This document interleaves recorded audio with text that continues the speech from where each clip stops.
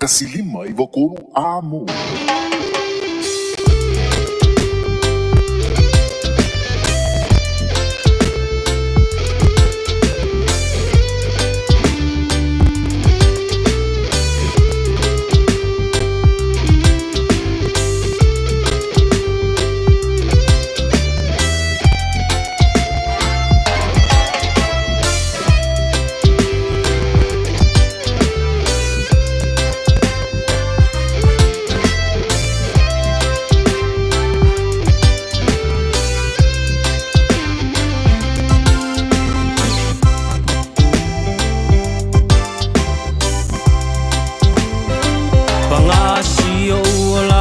Papa e tau fono lo ui e afu si o fale o tau patu wale ila lo utino ile namu ai o te usulava male fia tali ilangi ai o so manuia o tale ni lava mea uma e mai le atua o tale ni lava mea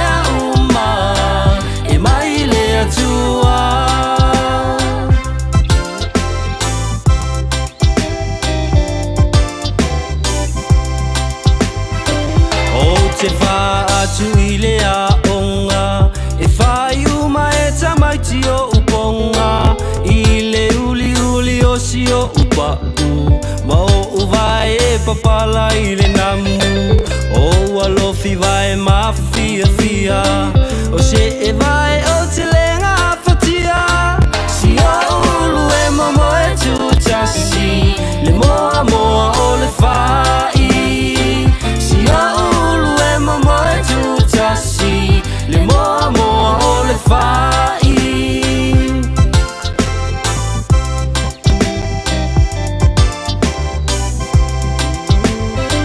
wale au tau mawhainga I se a o ngai a pia wai ulawa I le kolisi masani le maumanga sasa le tonga whai o le sapelu lava o si a upeni Masia upea tau ato Le ie la sao iuta E tusi ai o le lafo Le ie la sao iuta E tusi ai o le lafo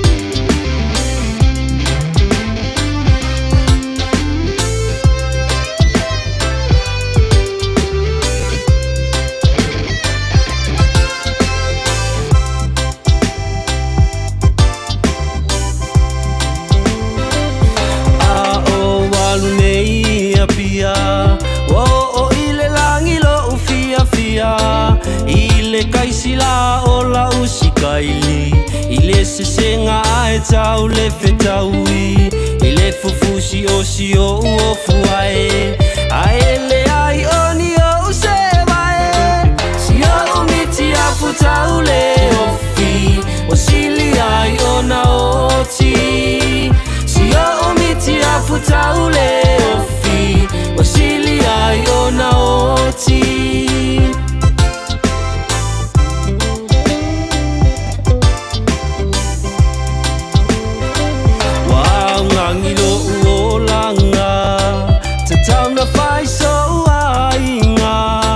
Popole vale lo uma fau O se panga ai o le au Atu vale o si o uloto O tau o so ai o le moe tolo La uma lo me aunga E su e ai se ava La uma lo me aunga E su e ai se ava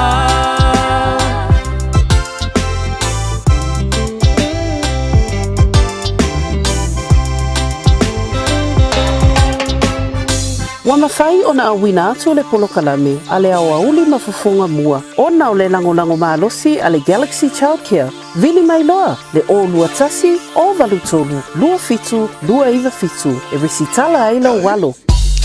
Los fultasi mi deu tumutea nei le se fulu lua i le rea wauli o lea so lua le rea so fa. Le riva sino Februari lua fe lua lima fa tala fa tuai. Le riva angola wuli la mai mo e la ngata leo la fa funganga sa mo tono mo to malawa fa le finga wenga. Tono bisinisi company ya o lungo le telefa before lungo le vani monimo per fe uneti tono se vale. Lungo le vante del melo finga solo ya o le lang. Ma lo so fu ma le lang ye mama. Ja, o tank mai long to so fu le man to wala. Le ding fo ya woli man lo le fa yo le fa man lo le tawan tai.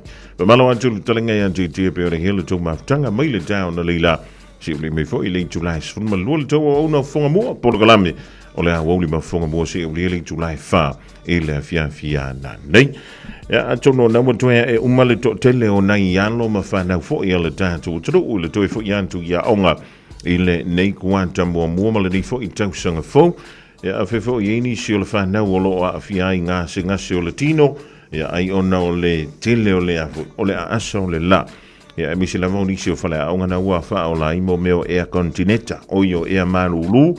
Ja, a tono le mafu angana a halu tono le malulu. Sang whafo le vela o lona winga. E whaingo fie o na maua I le ngase fo I lele o le fulu. O le tafe o le isu. Ja, ma le tale. O le whaitete ngatala o le ngase lna. Ona e ono yeile ava no. E ono maua I se tamititi. I le ngase fi tale o le pneumonia. Ia po le pneumonia. Na o wa afia e ngase na koi kikia. Koi kikia. Alu eska mo. Tausanga e lua fe sfulma le lima. Tausanga le na. Anga ia tuai ia le afo. Ia le ole peleki mo le taimi mua te le lopo se taimi mo le muri fo ilea. E ta alo ma le manu sa mo le malai o le Apia Park. Ia mana tua ole vai taule na ole masino Iulai lua afes furma le lima. Ia na malanga tua me le sunga leo ia te vai ia male uso fo ia LJ po le fionga ia pista. Ia wala vale awina mai leo tatou fa salonga fo I mai Samoa. Ia aluantua mai le malai va lele taule le ia I le tala fa ata ia pia fa solo tuai I le atu vai manga. Ala o la ini ta penanga. Ale pa ia male malu no mafia anga li ma fai pule fa tu ma tus. Ia tindane le ofenga luenga pa ia le tu so se fata fai taulanga. Ala ma tango fia le na vai ta. E le ngata I fua ai fa pe fo I le fa ma tango fia ina o ta fa hala. Ia o luma mauta. Ja, en mi se fo I lunga le san. En mi se la vai dai le fio ango le unu moenga. Ja, pe fo I le fio ango no fuali. Ja, antonu ai wanga lo ye toi. O le fio ango fo o le au va ale si a fio anga manta ina. O le nga ye mo meo po fo I la kapi nga ye lumai nga. E o I fa tangata. Ja, nga walu la le vai so anto. O ka pu e anka ngai le la. Ja, umalo faile te longa toi taliu mai lo ma le fainga malanga. Ia o le mela ua tupu. I loka vela sia I le la se I tu long le nei vaenga o le awa. Ba mo mia e langa wa o New Zealand birthday. Ia o le mela nai mo mia lo tatino le malu. Ia oi. Ia sau lo mo le va le mai sa mo. O le ofu mawhangwhanga ia la umbo mongo kongo le anko pa. Tau no umele whainga malanga I New Zealand le manuia. Na o lo tofu mai ai le whaito toa le I le malai le fafo. O whalonga sole pe ia la waka o il parataiso ioi pa wan malulu o whalonga is my country this is my country and this is my airport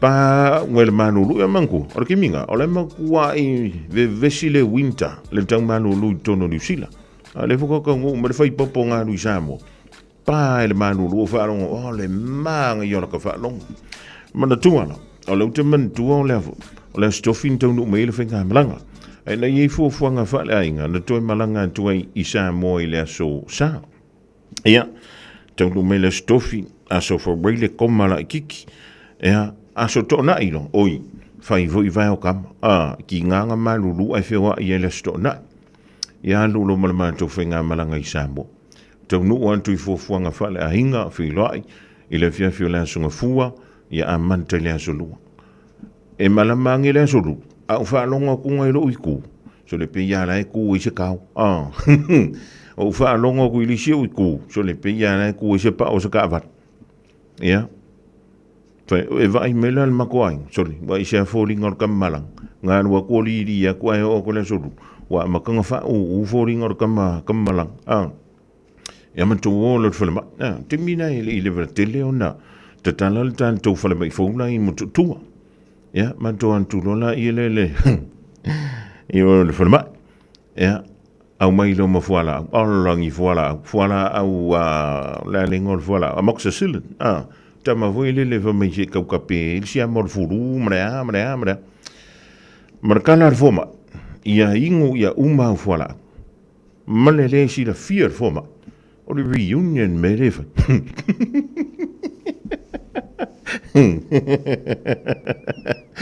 io malele si la fear sta mai tai forma o seu gaminga nga pa wala me le ma vo fa voi o le happy io o le fear ma o le happy na uma va ke le al sunga ka me kai forma la solulu le ya ma ku no le fani ia nga ka sier fola au ingur ka hau ua a makalonga faila u poto malo to mai fa forma e ka sier fola au ingur ka hau fuka ko ingu fo ilis ka hau anso tofi anso fa laile anso ko nga i ka hau po au fa longa ku nga le ai pia wa ko nga faila ma va ngar ka hau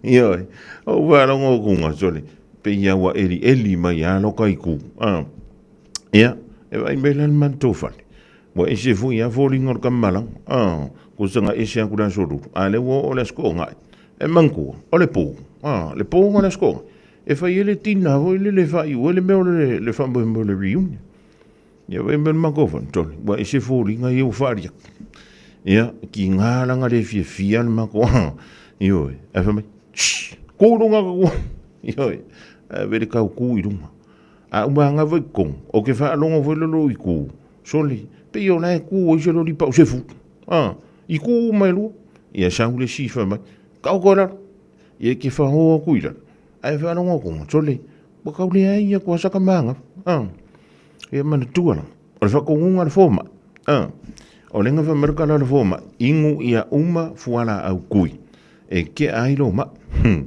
ia manku kasi le so lulu kasi le so kofi kasi las validi ke ia le lua le skonga ka ungu ko no le o le fa ma o fa pe le ie se fa mo le sui mer fo ma sui mer fo ma a wa lavangi ia fo ma inga o doctor ulai io e ma ko ka ungu ko fa ma choni o le fo ma ia le kas o fa pe pe ia ka ungu ko son al fa ia ma ko ko le kumsoli ia fai lo for kana foi le nofo fa tali ai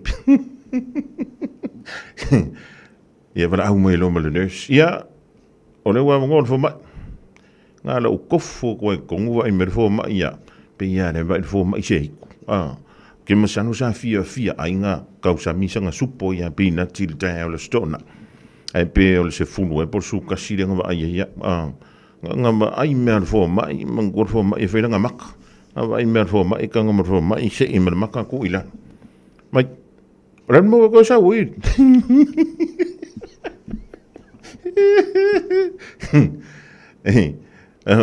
o fa mariero mai pepa fola manga ku pepa fola au kui e ka i fa ko nga ingoraso ine so lulu nga wan cha ka nga o kula ila so kolu, ongo, iwa, e kaunga sifururua ia fuala au pe sifurukasi. Ia, so le e kaunga kunga le foma. E ngā le whaa fuala au rau o mungai. Fuala au ku. Ioi, alwa maira pinga whaakafa wele marangarango mai. Nga fua yaku wa kango uro. So le ngā le whaa fuala au le wei. Hau mai in markara rwa. Popula me o. E que viu?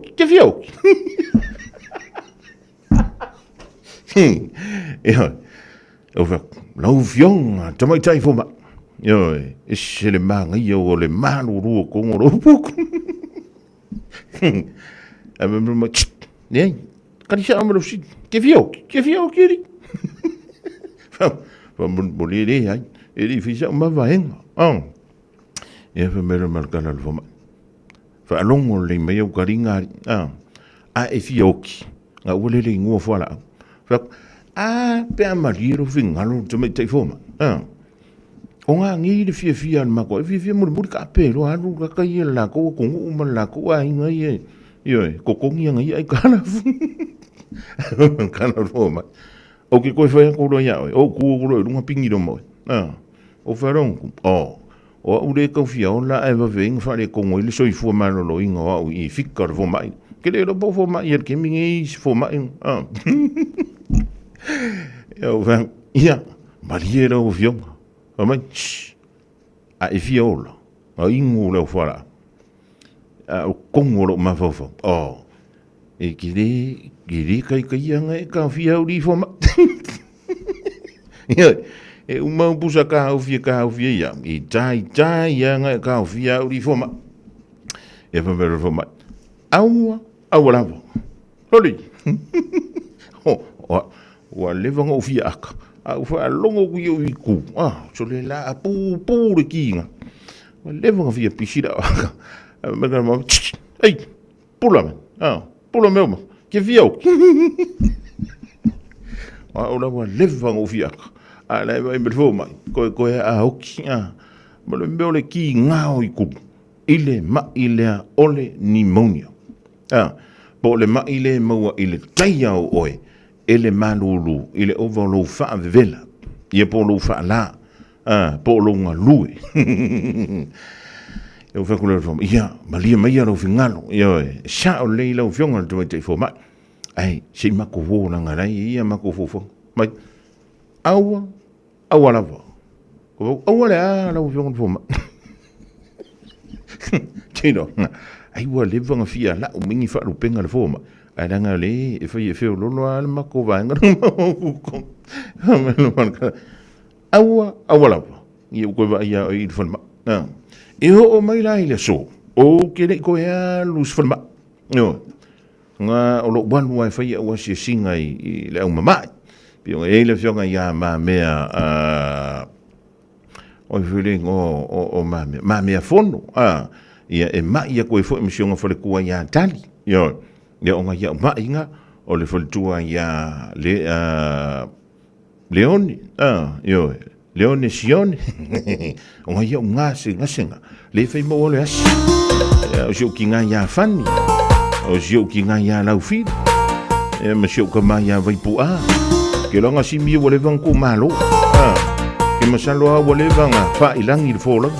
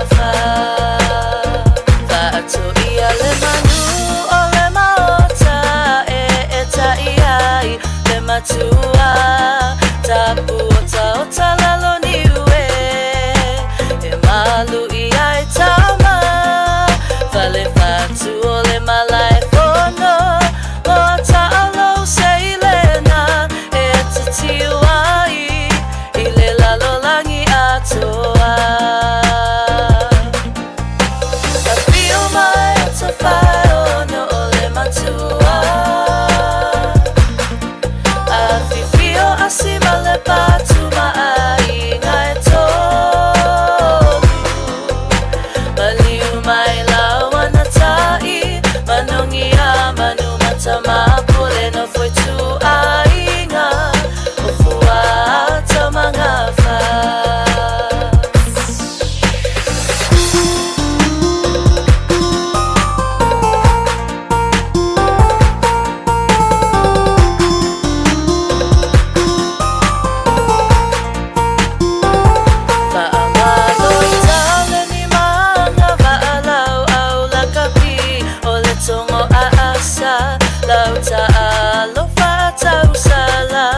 Tala no ai te ne matama tubu mai ifa afia fianga numero tasila utupulanga mo taalo unu o titiu ai ile nei vasa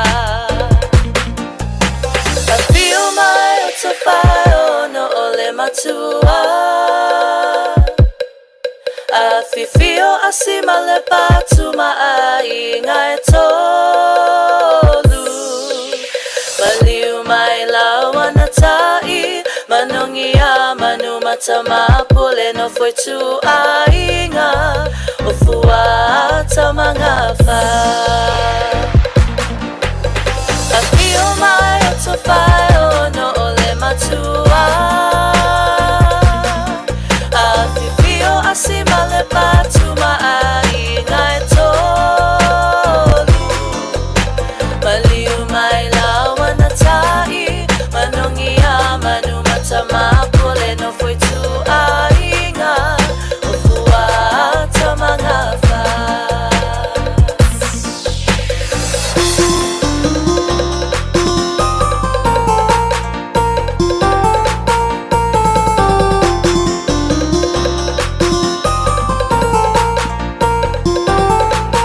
Elena Yolanda Mali toa le vi o le fianga mo ta i le rifo i vaenga o le woli ya ai o lo fianga i le tuku mawai ainga mawhinga malo longa ya mai su ngā tala o le ta oi mai ngā luenga o le tai au na le la si uli mai fo le reite mi le au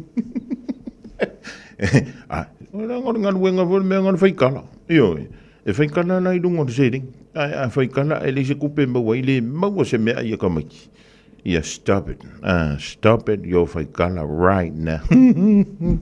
Talava tui le rewangula uli a he deo vahenga. John Peterson Leo.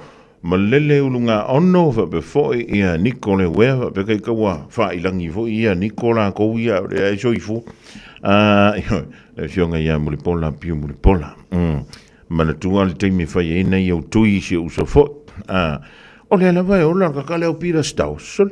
Wai ngā luaku ngā ia ma le kumu Auskaria.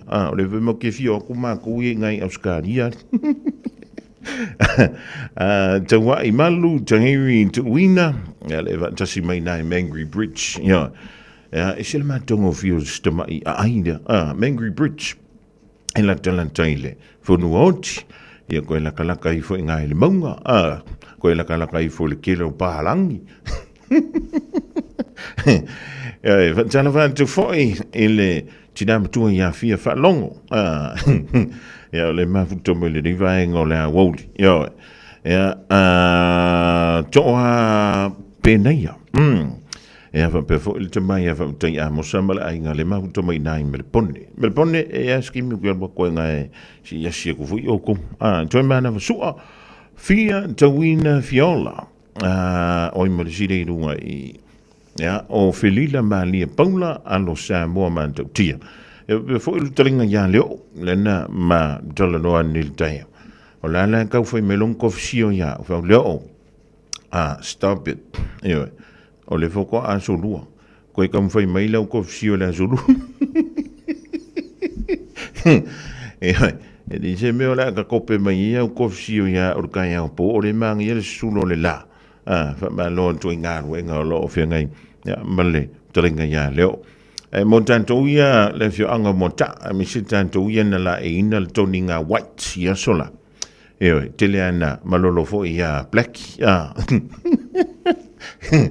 mana tuale tanto fontanga il fai ngole vai so fo o le wa to italo mai le sia tanto fontanga ne fio anga monta o le la toi fa ia le vai aso asa ia wa la vai ia le talo roi no se lam tu sang o le tantou kala ploka pi a mo ta isa mo o le talanga le talo i nei ia le fa ia le sfontanga le stona in se invento nei ai toi fa ia le sifon ile vai aso fo ia wa la fa mutu ina o le tapendanga ia mi se fo ia le polokalam e pe ona sa unia tu iai o le foko afe ala le si vaenga le Panti Augustino hui Fantana Fantina Hastings Napier ma Hastings langa nei bitonu e se le au le lei e se le au le lei tele o le meo le apu kele o ama isi mea ngai kere ngai a ogo mo meo kamu ia o Lucia Pesa Minofilia Maria le Sinata vai mala inga nai sini Pantala van toi fol ni vango la ulu je uso ya Pastor Carl Skelton o lo fenga ia ma ngar wenga fo le dia sulua afe tu nai Brisbane fa tasi mai le fenga ya fo muina te o Paulo Folnico misiona pule ya akenese ma lo le fenga fa ma lo fo ia le tangwan tai ia ma aila o ka wale so fo le fenga ya ke ka u mai lo le whainga malanga i ngei le whai umpi o le sai na matou mai po le sivinges. Mana tuana, o lena a mai le pepa vuala, ko so o vuala au kui o penkolo, o aspuringi, ioe, mom kuari fia le fo mai e kia, ka ngolo wha akele mai vuala, tau nu umai lo ini, nye man ko whaka ko waka umai ngi, o la he, kangara i kala full duty free, ia o le langa ko ia ko le moni panga le fionga ile le fionga ia te o ko ngu mai ai ngi ia wala au ke o ti fio mai ia no fionga ki lo anga le ja e ka kalo ko mo fa mo yo ele anko se rima mi un ke a fio me le fionga ia te au kango lo si i me me pe po wala ko i lo mo ke ai ko i langa duty free ia si ia me ia no finga no ri ke e fai e oe whiringa e whai lau whionga ko. Ia, au sionga ponga. Se wai e whai ia, o wha lave mai whai le si ku pāne. O mai whai ia, overrun na kua i ma whai.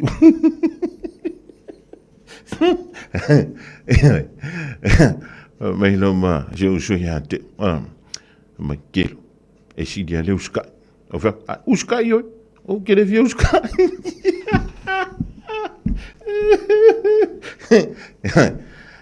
Fa mai e ke no hari se ia si dir ka fa o si ka yoi o ke le vios ka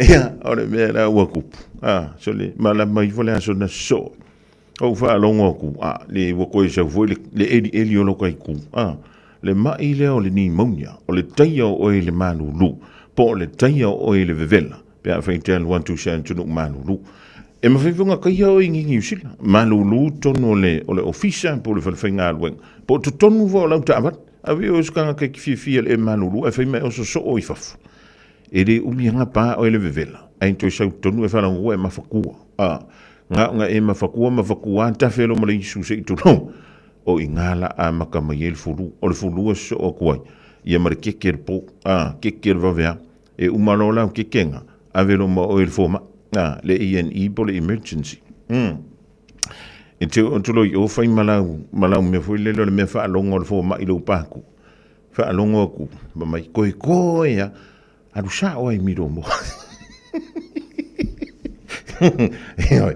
e o le mela le fa ai tete tato i lo nofu tono le potu e malulu al wantu i fa fo le vevela i tato fa kai wa vevela ka ko le ni tau ma fan o foi si leva ma sa lo po al luar ko ka sanga pe fa fo o le foto anto vevela fa pe tanto le tau ma fan i nei la mai i New Zealand ya mi se la tanto ni au kilani o le tele isi tau sang e mo ia vela e fa kanga vela u se vela mai ale a uli o le po o fu ma fa ya me lo i tanto wa matango fiele lo fa balanga le o le ali ya le wa ma wa i le tau ma fan le e mo ai tanto va te pina i te fa mau te mata fa la ia ma fa ia tanto fu le ma sanyo na fa tino i faf ia wale ma ngofo e marga ka ko ngor fa le vela le wa i tanto Ameli va mana tala fa tu nai le lo mua I Wellington le usi tia mi nei au kilan ko ia pori ruanga e kaula vela lo le o le fuli ngol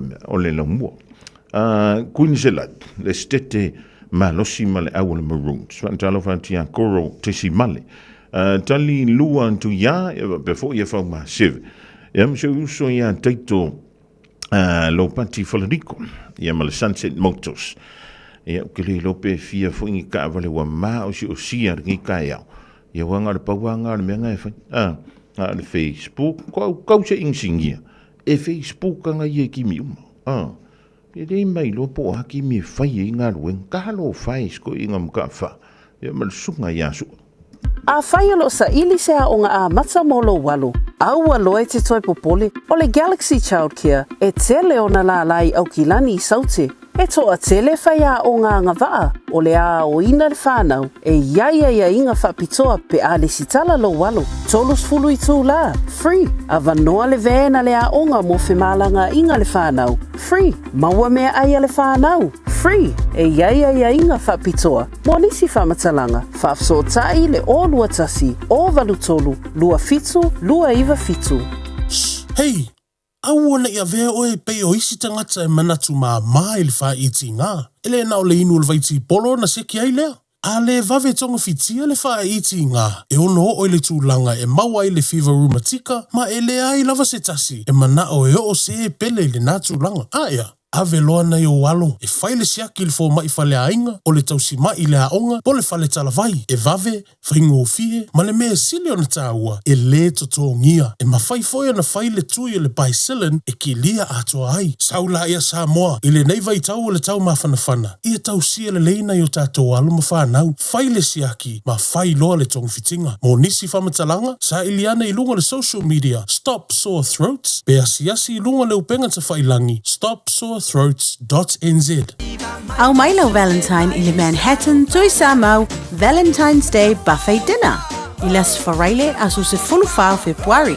Te tala whai tuto o mai leono le afiafi. Ai maua le tau mawhatanga mai le fitu le afiafi. Whaafiafia I le po atoa le whaili a le Tui Samau Band. Na o le limas fulta la le unfale. Ai te fiu I te tau mawhai le afiafi. E te tala fo I le bar. Le Manhattan Tui Samau. I le iwa whaatasi a Dominion Road I Mount Roscoe. Malalato Valentine's Day Buffet Dinner.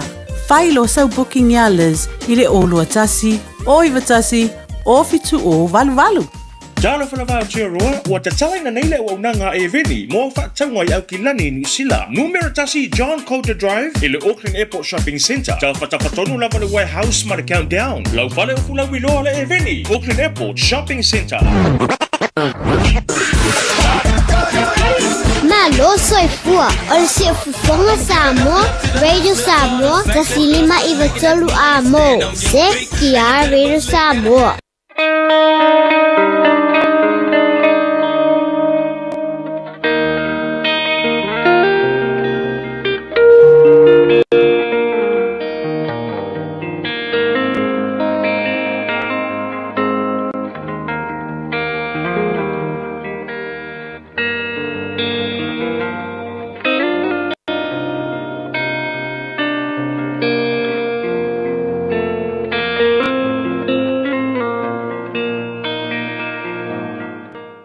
Sofa manu malo Yesu ke viso le Nazareta te fatalo fatua I lo fasosongo Samoa I se fapoponga o le tato por kalame o le luitau mo oe I le levaanga fapoponga o le tato por kalame fia faitauina ai le kolose tolu a lona fai upo luas funu ma le tolu tu se le apostolo Paulo I le karise kolose lona mta upo tolu al fai upo luas funu ma le tolu o mea umalava tau te whaia, ia whaia ma le loto, peisia I wa whaia I le o tangata. Whatever you do it from the heart, as something done for the Lord, and not for people. O le luitau mo tātou, ia e wha maoni I so se ngā luenga o tu inatu. Ia e wha maoni I so se ngā luenga o tu inatu. Ele onge le larolangi tangata ata mamai. Ele o toi mātiti vai tātou. E le mātitiva fo I maonge la larolangi I tangata malorosi. Tumu tangata malorosi. Wa o tele a wala e whatupo I le malosi. E le ngata I tāpenanga I koleninga o le tausinga o le tau mawhitanga. Ia mawala ese o lo whaatino ina e maili soifua malolo ina. E whatupo le malosi. A le mea le tasi ia manatua e so sesi. A unoa ma le whaamaoni. E matua te le wha le tonu o ngalu ang whai. E le ngata I le malo. I ainga. I le atunu. E wha pena fo I le kalesia. O le mau o le tātou li o Jesu Keriso. Pei ona wha mauina le Lukas furuma le ono. Alon whai upa se furu. Whai mai. Ia e wha maoni ina I mea iti. Ona tōwhia I lea oe te pūlea mea tele. O whape whea ona sa ili ni tangata e ngā lulue I te tono o company. Pea whai o oe o lo o yeilo tō whinga e te sa ili a tangata. Ele ngata mo company. Sfala por putonga po on tangata e tau siale ainga I suafa matai. Io e pea no whai atu. Ele o toe mātitiva maonge tātou. Ile ata mai whaale nei na rolangi. Manei ona po. Whau masoloi. PA, MA, PhD. Makua inga qualification ese. Wa tātou mua mai a onga. Ale mea le wha manatu ya te oe. A whai e te tautua I le atua. A e te wha atumutumu lima. E te wha apai e. Ma whi alo whai. Ma e seu masalo. E le ma whaina manuia le kalesia le atua. E wha pena foi. I to tono lo ainga. I to tono le atunu. Ma so se ngā luenga. O tu inatu ya te oe. Mo le nei aso. Le ala ngā luenga o fo inatu. Pe te le pela I titi. Pe mama pe palapala. Pe whai le luma o le vainga tangata. Pe te whai e leilo atu. Mea wha siri ma le whata ua. Ia whaia ma le wha maoni. Whamanuia le tua ia te oe. Tiu te mwhaiva ma lava singa uma o le nei aso. Mano le soafa Yesu. Amen.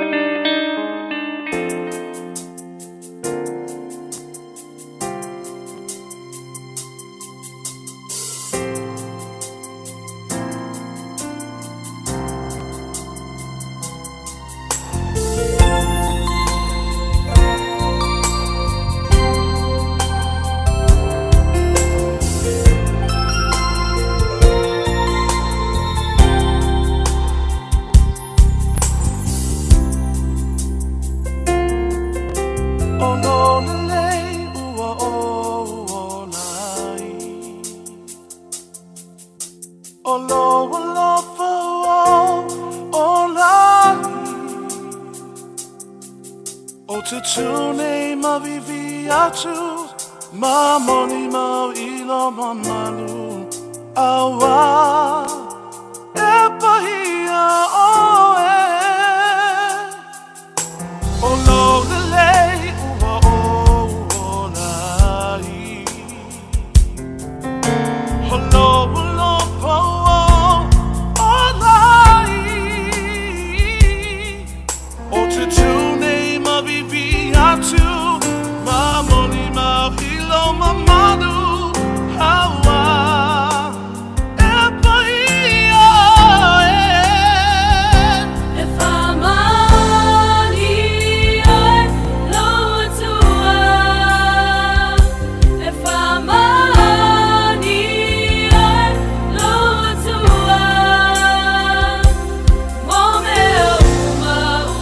if I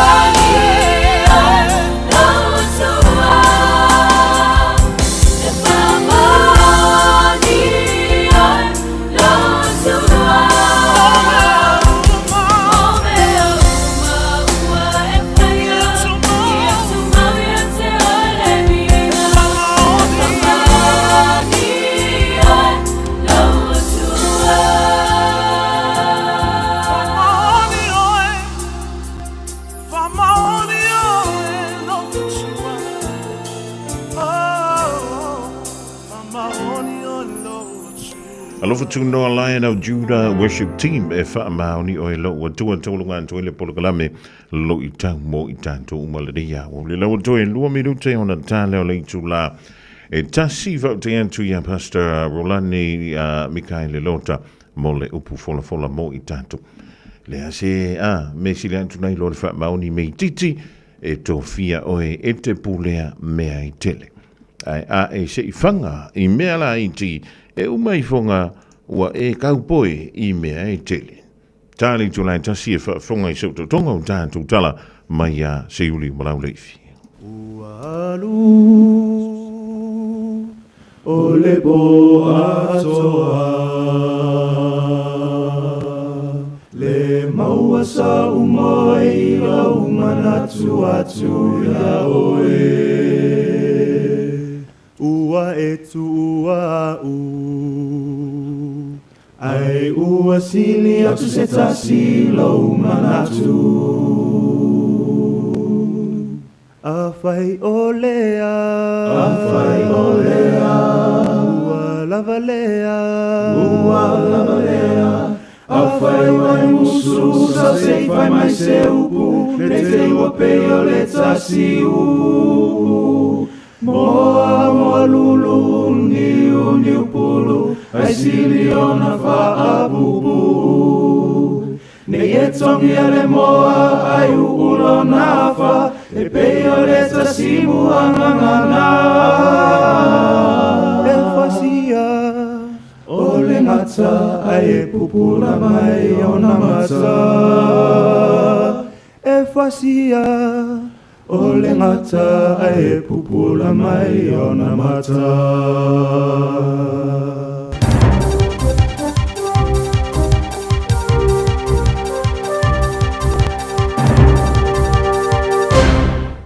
Amalo atu whangamoa o le tautua e whaatalo whaatwhau tapoinga le tinu le nei tula o le auli tala mo lau tapoinga.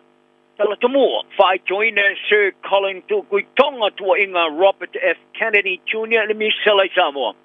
Tō whia le pāna mi o white whaiari te talo le aso whamanato le tau mawhitanga te talo au I Washington e Amerika. Ta alonga, au ina mai a savea so na tulanga laudo e le rolangi e piru sila na mo miaina e le moana Pasifika. Whafunga mai ai whalau te lino ni tala. O le tete whono le kulupu whau tua le whala apu tonga so I fōmalo loina le rolangi le World Health Organization. O tā paina tai o le rolangi e whalau teno na tau lea ngaina e whamtalanga avete ste e si o mea I so I fōmalo loina. O tali le fia ia Sir Colin Tukui Tonga I le manatu sa whaali e le ni senator I America Robert F. Kennedy Jr. Le esa ia tua I ai, e leo le misela le mafua anga le whanoai o soi fua maola e varsuma le tolu I Samoa. I le temi sabi pisia I le ruafi se funmariva. O le tai unor soi fua marolo nei Samoa ai ono Dr. Alec Ekeroma. Wa ia te ena nei tua inga mai ia tau ai o se matua I pepelo ato toa. Tala no ai le porklame le lei Johnny si le Pacifica Waves, na whaali ai e Sir Colin, e iai ta le tiu te puipui ai tanga te jo tasi mai whamtalanga avita se, I soi fua maloloina mo tangata tele. Sai longa na matua I whate ia stasi o tu aingo tangata piru sili, o na tō sina I tangata le whatinongo soi fua maloloina e Amerika, e peo Kennedy, o ia whaiani pe pelo ma pupula sao le teimi safi siringi ai. Ai pe tai, e leo whate I ai fo I Sir Colin, taluai o Kennedy, e ielo na tala anga I le whai lolo na malamlama I le sao, ma le whasala la wino fau ngale anga. Mai a whari ai sa manino lava ia Dr. Ekeroma. Ma tu sao ia, ma tu sao ai lona whai joino pepelo mai a Kennedy, malana kulupu. Mai a wha loto tele nai e tangta uma e iei tūlanga e ma whai ai. Ona whai joina, ma ieina, ia nei tangata, e tusa ma pepelo. O le reto mai whapitoi vai anga tau porkiki wha malogo i whalia, o se mea le mātania ina wolongo ina le autu stala, I le toi roi longa I New Zealand so sani mo atina I Kiripas, na I lo awalo so ta inga fastu I malo. O le vastolu ai sa forfolai e vau vasta mana I Winston Peters e va pea. O toi mana tunatu le malo New Zealand I le langolongo ina o atina e mo le motu. Talu ai le toi wha ma mulo presidente taneti ma mau, ma I le fono tanga sa forfoina ma Peters, ai toi tasi le vai aso paia. E se launga le 2 miliona tala so sani sa o foina New Zealand ya Kiripas, mai le lua astu arufu tasi I le lua whemare rufu whaa. Sa whaari aina malo ke pas, o le tūlanga e ai peu ia inga pastu ia malo, o whai tionga e ngawha tauli maina e tau wala tu e whetusia inga, e tu umai lua e awai, o le a fo ia whawhi tauli ma le loto ma lieng. Ai ui lea, e leo le tūlanga le nasa ia le mata upo e peona whaari ai e le whai ngā malo ke pas i le whamatalanga sa lo mi e le songo pua. Le sa whai loa i le lato i loa ino whai tionga Peters ilungo li poti. O le whai a o ngā sini o Porokalame o so tanga whaavao malo le University of Victoria Wellington, Dr. Yati Yati, kai alongo aile le tioni sila Pasifika. O se mele masani ai le tūlanga sa tupu mai ai le whaale tonu, ai patino le amore Pasifika. E iai ngā sisenga o le talatala noa, o se tūlanga pito sili atu leo na tahua. Ta whaari ai le whai ngā malo kere pas, o ni usila sa la tu tārsanga ina le aso le asi stinga tua Peters malana au malanga i le aso tasi, i le aso lusun malelua Januari, o i lato foi, ta toi whau i ai toa. Ai le vastolwai sa whaari ai Peters, o prestere ma mau, ta ia whatūlanga le aso. Ai wala ngona ia Dr. Yati, e tele se me se sa whai ai Peters, whai ai whaari ai, wale o se hata mai toe le o na whautuaina. Whaari ai Dr. Yati, e paule me marana o inu sila ia Peters, o le iai leo sinanga malu, ma te lia le whailoa inga ma le sui prestene, Dr. Te Wea Toatu, e peo na whaia le sui pare mi o Australia, Richard Marlis, i le vai aso le matu. Mai e tā wai, tā ia whate ia le mea sa mai e mafua mai le ia Peters, te tangata e whaarorong i e tele le itulangi le Pasifika, le eto e umia foi, se suafa matai sa moa. Ai ore te mātai tō mai whapito e le University o Massey wa i whaalia o te le mautonu e tusai ma le ofisa Amerika mo ofisa Soni o atina e whaavao malo a le US Agency for International Development po le USAID o le aiaini o onga mo le tulangi le Pasifika. O tilo President Donald Trump i se whaititinga tele o le aiaini numero au whaingaluenga i le ofisa mo fōwhanga o ni whaatinonga le lei. O le USAID o se ofisa pito sili atu lea i le rolandi. E tiliva ina le whaitau biliona ma biliona tā la whaale tau sanga, mo ofisa sani whaavabalo. O Dr. Anna Powell, mai le no whanga o puipuinga whaapita ma puipuinga o le saunga le mo, Center for Defense and Security, i le University of Massey tai taua, o lea ofisa Amerika e o foina le tusa ma le tolu tasi ma le 4 biliona tā la Amerika i le Pasifika. O motu le Pasifika o stasi o i tūlangi pito sili, o na whaala lango i so sani i le rolangi e peo nei e tā wain. Ma o lea fuwhanga le malo o Amerika o le a iainio o onga mo le tulangi, ai patino lea i Porokalame uma e peo le tilivaino vai la au o tonga fitinga mo le HIV, ma le AIDS, pa mai o le tuberculosis, ma le malaria. Ma ria fo e Dr. Powell, e wha ono awhi ai fo i Porokalame fau e peo le avesteo mea tau malepe mai le tau alo na lua o le rangi, pūlenga, ma suinga o le tau. Ma ua manino mai o tūlanga vai o Amerika i le tūlangi o le a le whai ti tiapi tai. O le ai se awhianga le tau le o Amerika le Pasifika. I lalo le te inga le President talua nei Joe Biden. Na tāpā i Amerika, le tuu mai lumo o whaamatalanga sa whaia. O le toe te liu mai leo Amerika le Pasifika ma tū mawai. Mai o se pā anga tau le leia. Ai o le whai unga o iei nei, o le a wha māmasangi ai leo whaamatalanga sa whaia. Wa whaaria le soi fō malolo ina ni usila o le CT o le numero matau po tangata e awhia le ngāsinga so le HIV piti o se popolenga. Ma ua mata i tuina nei ma le toa. E siria ma le afe i tangata fōu a awhia e pe o na lipo tia i le vau Januari ma se temo le tau tangata wai. Malo i au na fōrfolaina i le pipisa le whama i le motu. Whaaria le Porokalame le HIV and AIDS a malo patasi. O le pipisa le whama i wala matia i le tulangi a toa i le Pasifika. Wharia le matanga ruanga le soi fō malolo i nani sila wala tu ngā lulu e mapaanga i tiro ai awala e whaalau ilo ai le stila fia. O whaalotu tele i nai tangata e whaiasianki mo le HIV ia maisi whaamai e whaave i ai whiusua inga whao mali. O le pānami o whiti se de veni rambuka o le aia whaia le te talo le te moftanga o le tae au le as talo whaamanatu Amerika i Washington e le vaso nei. Whaari ele whai ngā malo whiti sa wala au diaina i rambuka o se malo, o se tasio malo wharongia. Malo i ana tārsanga ina na te whaia le te talo mo le whatisinga a mata o le asa whaamanatu. O le National Prayer Breakfast e whaamabo poina le whaavae mo le tau moftanga te talo o le tae au mo le kone kelesia Amerika le National Prayer Breakfast and U.S. Congress. O se sauninga whaare tau sanga, ua whaamatala ina ia le NPR.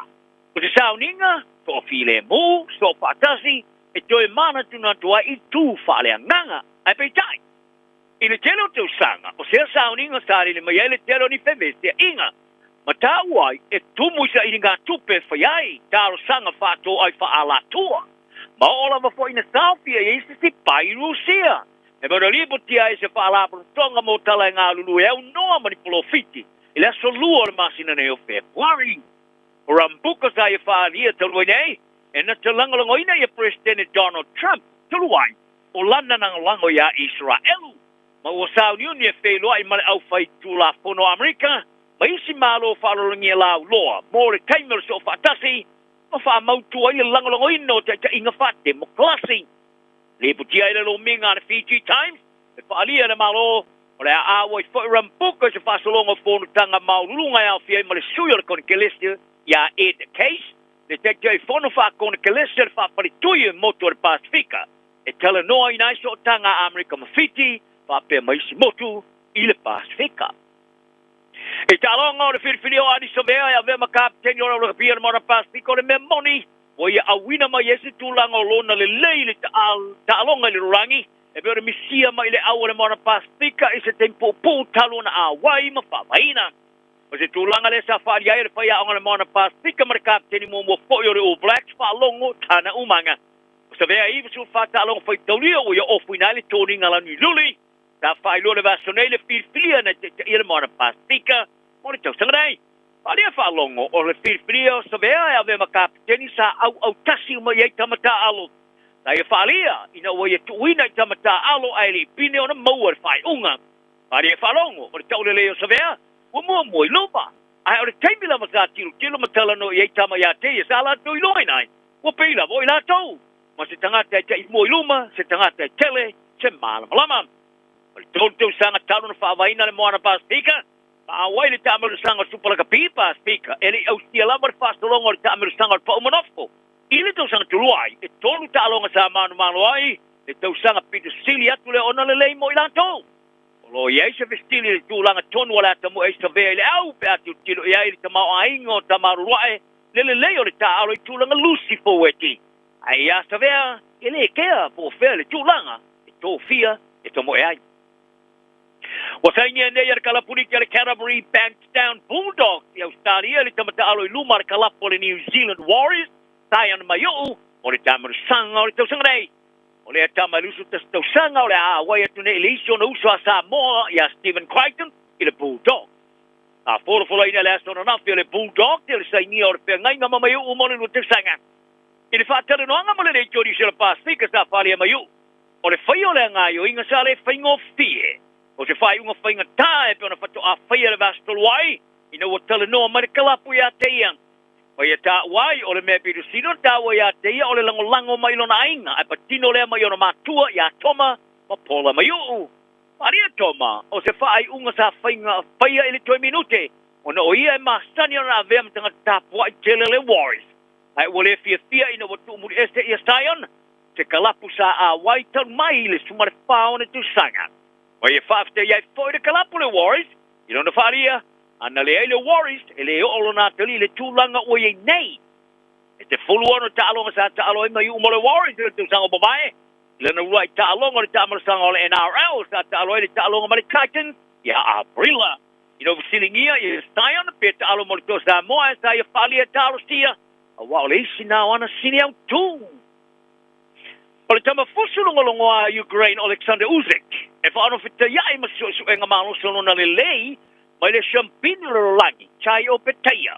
Pe a whaile to e telu lalo leo panga o le cruiserweight, e po le nofo I pēa lea I le panga mamafa.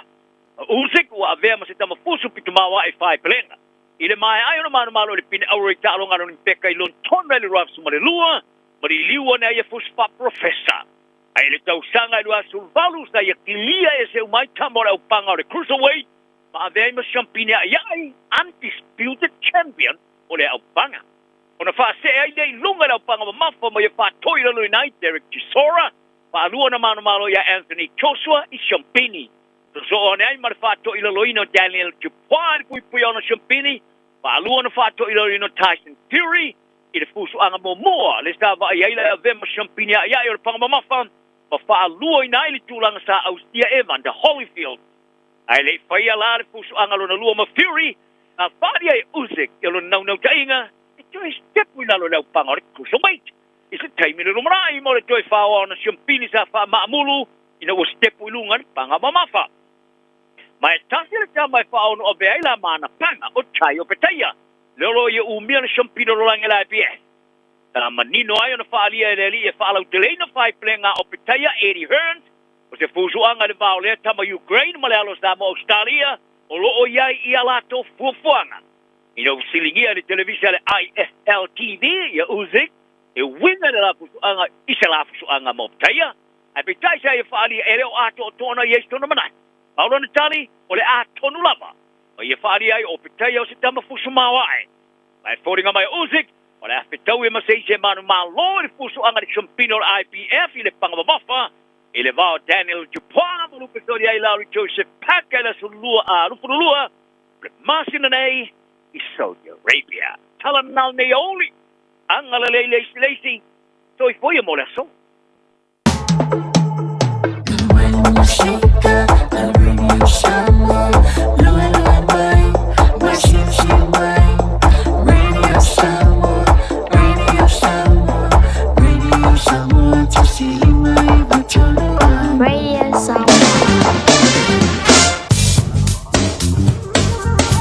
Wumawhai na awina tu tala le tau ona ole lango mai ale Finance Direct. Bili loa api i le ovalu selau, tolu iwa ono. Fatalo fatu o lau tala neo le tau mo le so me le aso atai au. Wingo le tau mo le so e le leu wingo le tau se ibanga na aina iau e ufiti e le langi ni se tainyo le aso ma le afiafi. E angi mai savili mai sau te isi sifo fatupla i alo na malosi i le au huli. E vela fama wina i lo suli ma tikeri ma le malo lua se fulu ono tikeri. O le angoto ifo le lai le afiafia na nei le afotono le itu la valu. Mo le aso atai au e le leu wingo le tau mo le angi mai savili mai sifo fatupla i alo na malosi mai i le tai au. Bevela o le ai e lusu lima tikeri ma le malu lua se fulu fitu tikeri. O le au soa ele la i le toi luas fulu minute i le itu lai fitu tai au ma o le angoto ifo i le luas fulu iwa minute te ai le itu lai valu. O lau tala nao le tau mo le so ma le aso tai au. Homeowners Talofa Lava, my name is Api and I have a special offer for our families today. If you require personal financial services, I'm only a phone call away. Call me today on Orualua Ovalu Fafa Lima Tolu Tolu. Radio Samoa. Taslima Ivatolu Amo.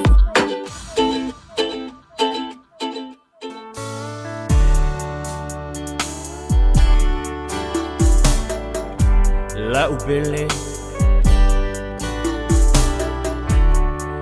vai ngocho le lai le tama fusa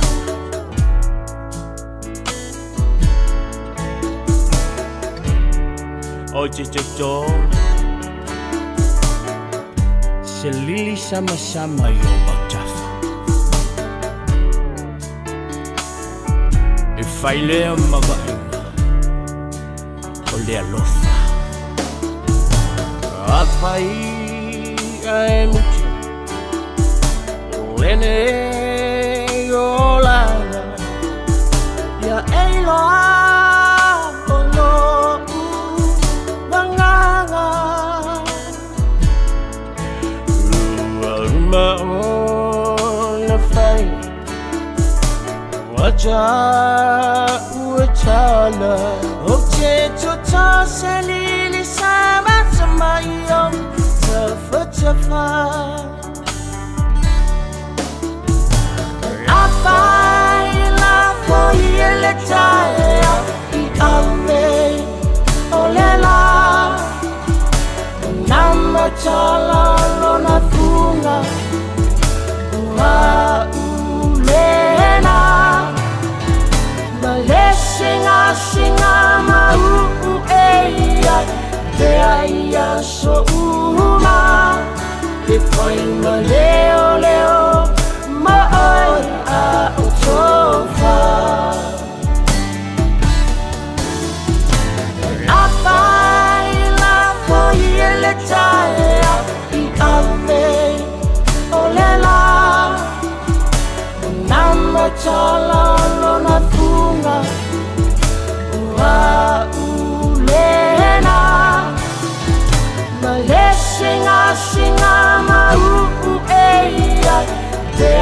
ia so uma e foi ma leo leo ma ai a utofa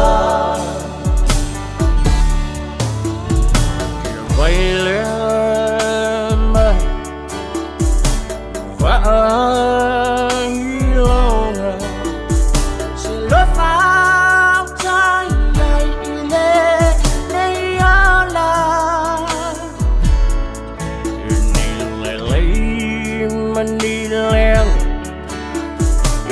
Chama fuchanga awa ele toy talano ile pala pala mo ngana look nei changa cha wai la le soy fuanga Java aselu Shata fola umai Tasilo ta alunga sa alulungani Afai la foyele taea Ikame olela Nama chala lona funga Wa ulena Malesinga singa mau eia Te aia so uma Te foi ma leo leo Ma oi a utofa Afai la foyele taea Ikame olela Nama chala lona funga Wa ulena Malesinga singa mau eia Te aia so uma Te foi ma leo leo Ma oi a utofa La ubele Vai ngocho le lai tamocha Oji te do Se lili sama sama yo bata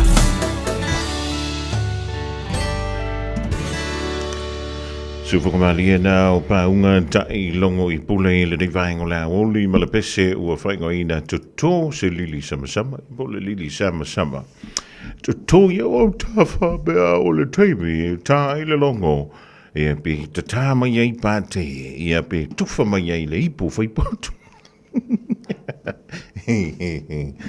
Yo e le leia lo walu pe o lo tālu po le tātou o lo tātou o fia fia E le anga le tātou o ai le I uma mea o lo tātou mo e whaatino le rei ola E awa fui nei e nau tele rei ia ai masai sai ai le upenga Awa e umātou e o ia Ia e kinga inga o e koe whongafongo la upenga Mo le antulu whaamu teile sunga ia se uli malau leifi Mo an tātou tala e peo rei whaafonga atu e le nei vaenga o le Holi Ia wala vale longa pui ali o lo tau pa ia Ma lo o tau mamalu e le nganti tono New Zealand e whape fo i entano e mau Ia tālo si o lo maruia mea umai le lofa malanga leo le tua Ia o tātou nei malulu Ia tau fo ia e le tau mi fo i toi malulu ma tau nei New Zealand Ia tātou ua to a songa fuane Ia o a maile fia fio le songa fua pe a feo nga wa fiafi Ia pe wa maile va vea o le so lua Ia ma lo le vale ono sai ma lo le tau antai Tano vantu ia pa o Binati Williams Ia pe no fat wa uman tonga fiti ona fofonga Ia po ona manta se tulo La ufa solo I fo iona o loa Ia masalo au se so le niva yaso Ia la tanto va ia ona folinga la le Ia wa toile titi mai o ia E uma loa pa o so o tulo malosi Ia o la wali ia wa mata na tau alo I mo meo masini fo I tel wantu I le malava le pu e lo wata Ia ona fa mai le on masini o e moni lea Ia na isa no tu le o a u level nei o lo su el mtanga luengo leo Ia. O le me usu e o le matanga luengo leo o le tele o sala le tongia e matamiti o le o tongia le child support. Fish, ya la utelinga ni tu jama ba lo le fio le faiva le info I vaingo le woli ya talo sia o sa ya lo ya telinga su fo le vaingo le aso ai toi fa wa toi manta tu nga wenga ya pe ona fenga yai yoi o le mea ria o le mea e faile nga wenga fa singa koma ai le fa pe nga o le koma ya la sanga koma I fio o le a sa mai le la ya a fa nei te fenga I magal wenga tu me fiva lo Philip Molnia wo ya se ku la ila kiki fa la I lunga ai le se mena ka ko wo fu ka sui ka ko fo ringa o mai ka ko wo ka ko ku mo me puaka yoi ke fi wa sui o lo voi sanda ai va pe o ku ka ri pe funga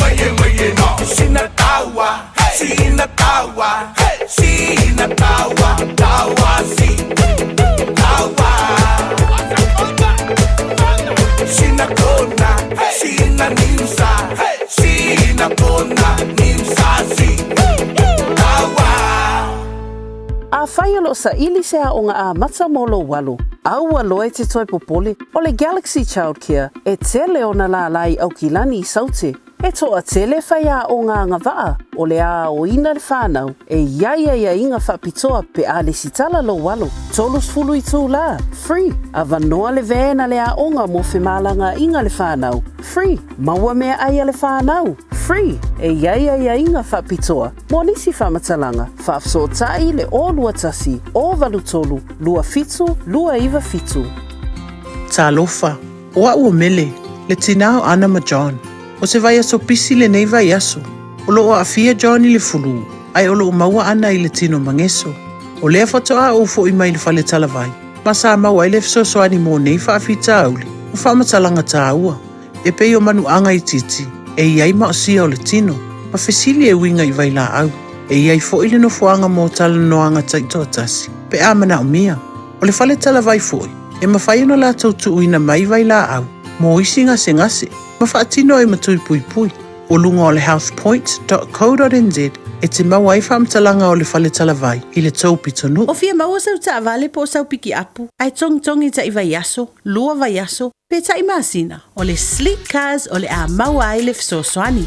O ta pena le au whainga luenga a le sleek cars mo oi malo a inga. Aua e te popole i se mea e tasi. Te tala fitu aso, mai le sifulu i le tai au, angai le afo le ono le afiafi. Tele la lai au kilani i saute, vili mai loa i le olua tasi fa, fitu lua selau, po le olua o, fa lima, tasi lima tasi. Au Milo Valentine i le Manhattan Tuisa Mau Valentine's Day Buffet Dinner. I las whareile aso se fulu whao Februari. Te tala whai tuto a mai leono le afiafi, ai maua le tau mawhatanga mai le fitu le afiafi. Whaafiafia i le po atoa le whaili a le Tuisa Mau Band. Na o le limas fulta la le unfale, ai te fiu e te tau mawhai lea afiafi. E te tala fo i le bar, le Manhattan Tuisa Mau, i le iwa whaatasi a Dominion Road i Mount Roscoe. Ma le lato Valentine's Day Buffet Dinner. Whailo sau booking ya Liz i le olua tasi, o iwa tasi, o fitu o valu. Jalo whanawha tia roa, ua te talaina nei le ua unanga e veni, mo whaatangwa i au ki lani New Zealand. Numero tasi John Coulter Drive, i le Auckland Airport Shopping Centre. Tau whatawhatonu lava le warehouse ma le countdown. Lau whale o fulau i loa le e veni, Auckland Airport Shopping Centre. Tasi lima i watolu amo. Radio Samoa. Bread of life sent down from glory. Many things you were on earth, a holy king, a carpenter, but you are the living word. Say it now. Come on.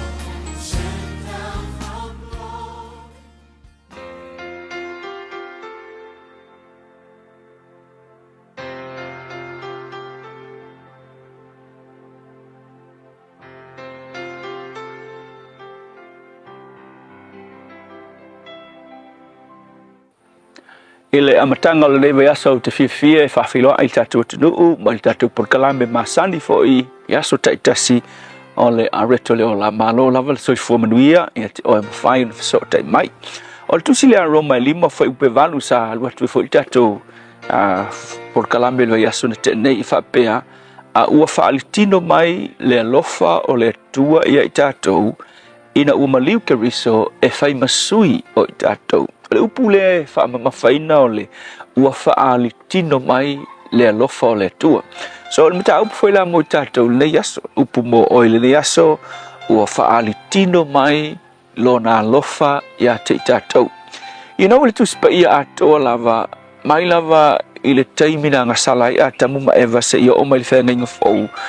O loo whailoa mai ai, ia awala ese na tau mawhai le tua, e la vea iai le tangata ina uanga sala. Mana tufo ina uanga sala a tamu ma eva. O na o mai lea o le whaasala i le lalolangi. Ua oti wha lea nganga le tangata. Wale se mafutanga a tamu ma eva ma le tua peo na masani ai. Lua ua oti la ua i le tino. Tolu ia o le oti wha lea nganga ua vanoa mo tangata umalava. O na uanga sala tangata umalava.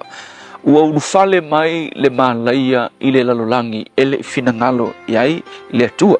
O nei afianga ua afia tuai ma le human race atoa lava awa ai tu sina roma lam tau pe 5 fa pe 12 fai mai fa pe ona o mai le anga sala i le lalolangi ona o le tangata e totas o le oti fo i ona o le anga sala awa ua anga sala tangata umalava nga o inga na amatai o nga faina i tatou uma ina ua sese le ulua i tangata Tena na mata leon kau mafaile tua ina uanga sala tangata ele ifa penga nga sala lo tangata fa pere tua ia ona ia la ia o ise oli mo le ai nga mata mai la vai fenga nga tua ai mata mai a per amo tango le tua piki a per amo e a wala mai ai le ala o fa o tanga na te faia mo tangata ele ifa pela nga makalo le tua kangolo le tua fa ali a tua mai lo no fina ngalo fa o tanga ai na ua wai mai fa mai tu sina e perulo mta upu mo na lai mai le tu tangata wa wai mai i ana perfecta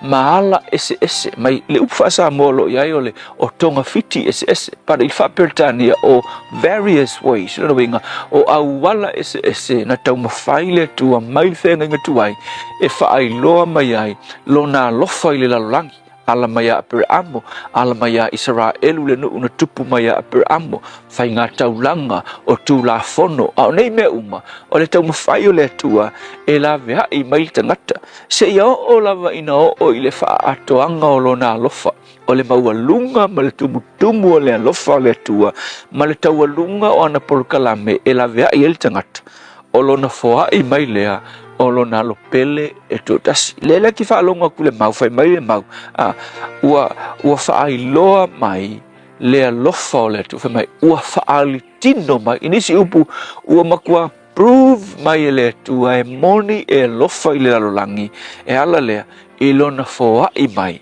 o lona alo e maliu mo i tatou a sirila o isi au walanga kokoe nga mga ole tu e la vea i tangata o le tali le ai longa winga ua uma ngai ngoinga le tua masonga tau mafai e la vea i tangata o langa tau mafai nga muli alea o le foa i mai o nalo e maliu mo le tangata i le mafu faungala afa pe umangeli soifua e oki e alua e ke la kua fa masingoinga o le tua ke lo e fesilingia o le tua i le mea na e fai e malo tali atu i le faali mai o nalo fa e ala i nalo o Yesu afa pengi ki o ki le o langa le nei e alu i seori e le aima se me ke kua inga i le tua a wafo o le alme le kua inga i le tua ua uma a wala uma mampeko kia le tua e o i le faali mai o nalo o lana ngai ngoinga muli lea wale ai se singa ngoinga koe o lana ngai ngoinga muli lea o lona tau mafai e la vea i ta ua mai le whaafanonga ma seoli ma le awhi e whaavavau ringala o le isi meo koe fai mai tala tu spaia ua whaale tino mai lona alofa mo oe le asole nei a o whai au ngā luenga ma whai au au e koe vesilifu o e amana ia le mawalunga o le alofa o le tua e ala i lona alo o Yesu le tua whaafitai lava o le ai asisi me te toe ua e whaali umamailo walofa e la vea i mātou tangata ngasala whaafitai ona o lau whaolotanga i ia o Yesu. Amen.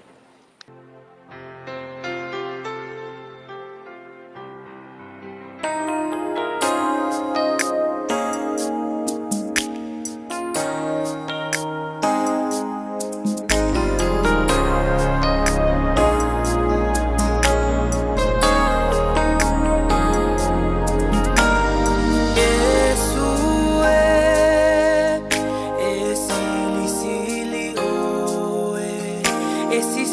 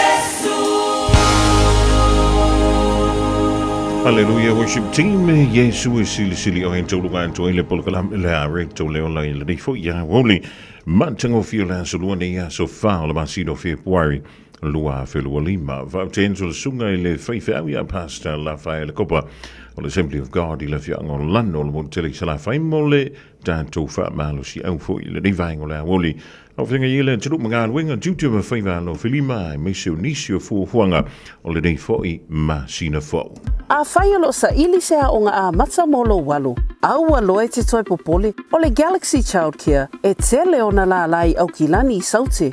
E toa tele whaia o ngā ngawaa o le a o ina le whanau e iaia inga whapitoa pe a le sitala lo walu. Tolus fulu i tū la, free. A vanoa le vēna le a onga mo whemalanga inga le whanau, free. Maua mea aia le whanau, free. E iaia inga whapitoa. Mo nisi whamatalanga, whafso tai le o lua tasi, o valu tolu, lua fitu, lua iwa fitu. O le talo fa voucher ua whaingofi ai a inga i New Zealand, Australia ma Amerika. O le tutongi whaatau ia a Liki Wholesale, Farmer Joe, Frankie's, Bluebird, ma le tele o whalaoloi upolu ma savai. O ma whaiona tongi ai leu tuina o ta'avale i Pampenisini e tole o fōi whangalii, sa walalo ma fasto uta. Whapea le amatanga petrol station i Salelolonga ma lalo malava. Lafo nei lo se talo fa voucher mo loa inga i Samoa i le Pacific40.com. Ngara mato au nanga so tolu siko Januari o le vai yaso la vale nei. Te tala i le sefulua i le awauli o le aso tofi nei. Se ia pa ia le sefulu i le po au nanga wha au se ia o i le aso toana. Tua tusimo o elua vitu iwati i Stamaki Road Otara. Tau tua mo o e Samoa i tau mafa is. Ma tau te whaaveleina fo i pua i so se sais au na mai. Wha ai po i ponga. Aso whanau.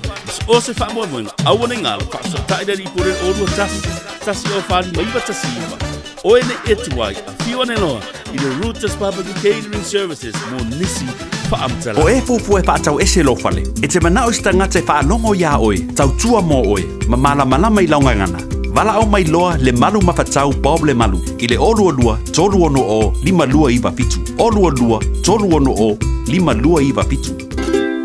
Nalo wa Samoa, waule ne yo kāsputi alu, awal suia le ngila wa le kio.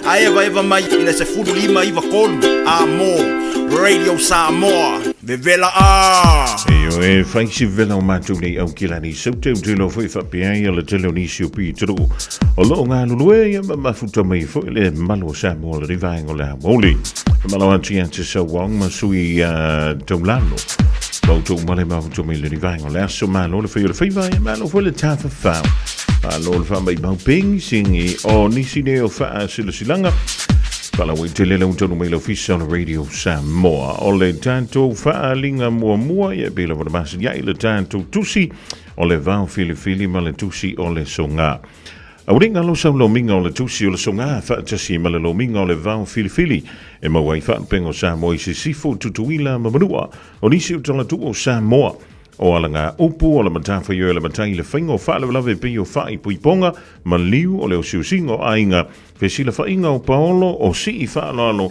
whaalanginga e kālesia ma le tele o le ngangana o whaaloalonga e fitu se fulu tāna le tau na o le ofisa o le Radio Samoa i le tolu pā tolu ono Hobble Avenue Manukau e maua tuai sau kopi Morisi whaamtalanga wala mai taimi whainga luenga i le lua no lua tasi lima i watolu Lua no lua tasi lima i watolu e ale tātou no mera nai mawhaiona e wala au mai ei tala noa le tātou au whainga luenga a whai telelei lunga o le penga ta wha i langi na o lo wanga i sa o lava tā i lalo le shop Radio Samoa.co.nz shopradiosamoa.co.nz ya o na whai mai ei leo lau oka ya ona lafo tuaile le tanto au whainga luenga I lau mauta, lau lawa, male tau an turu, male tau pi turu. Alicia tanto whaalinga leu toro mai le tanto ofisa nei, o le whaalinga e whapea. Tamarasanga kirikiti le te wila lua whelua lima. Kirikiti Samoele na o se ta'alonga, ai ua avea lea ma awala e wha mausali aile nofo whaalufani o tūpulanga Samoa I au kilani nei. O le ala fo I leo le tauma whaipea o le wha tamale sunga I le wha whiangainga ia Eperoni Futi. Le teite fono ia sa au sola ta whianga ma le komiti o le EPCA e tau whaatisia ni taamsanga i tau sanga te tasi a wale nofo whaalwhani o tupulanga Samoa mai so se mafutanga no u whaapea e kālesia ai maisena iuso mai to elau ua awa i mai le rei tau sanga e vana awa tuai i mafutanga ma au kirikiti uma ua mai ona whaulu mai fia a waifoi i le taamsanga le te wila lua whelua lima. O le awhaia le isi a tātou whuntanga i le rofanga masani o le Nati Ontara Park i le aso lulu nei. Lono wingo le aso hantai au lea aso se fulu aso lima o le masina nei o Februari i le afo leono i le fiafi ma o le awha i loa ai tula fono uma e whao ngā ma whaangata i loa ma au uma e fia awai le nei lava an taamlusanga whaamolmole mana tua mai lau le stala mo nisi whaafesili whaafsotai li lia Nancy pa lelei i le olua tasi o lua tolu o i vatasi whaafaiva.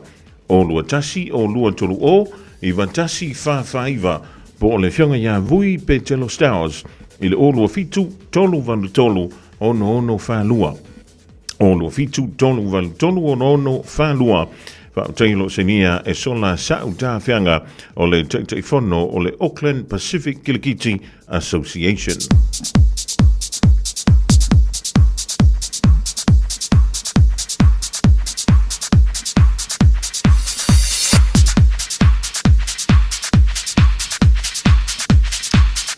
O le isi whaasilasilanga mo le suafa Marina i le whioango sale la balu e le montele sa la whai.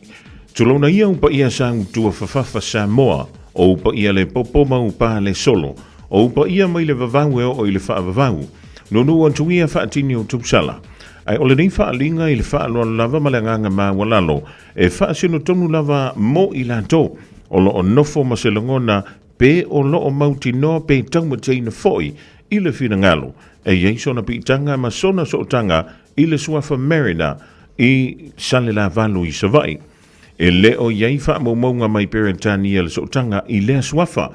O le awhaia ai se tātou mafutanga i le astona i aso lusfulu o Februari i le whalesama mona i le toantusi o le whawha ono Great South Road i Papa Toi Toi.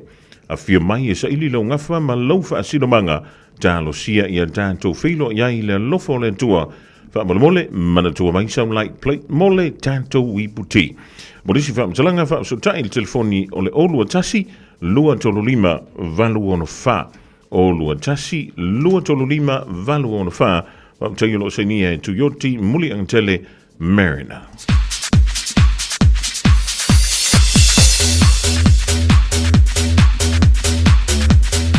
Olisi ang tātou wha silsilanga mole mafutanga le whioanga o vaie e sa fanta. I le awha whaaloalo e wha silsila antua i le mafutanga alo matama whanau o le neinu o vaie e sa fanta e whapea. O le antua amatalia le tātou mafutanga masani i le neitau sanga fau. I le asto nei le aso vanu leo Februari lua a whelua lima i le intulai tasi le wauli. No whanga masani le lawa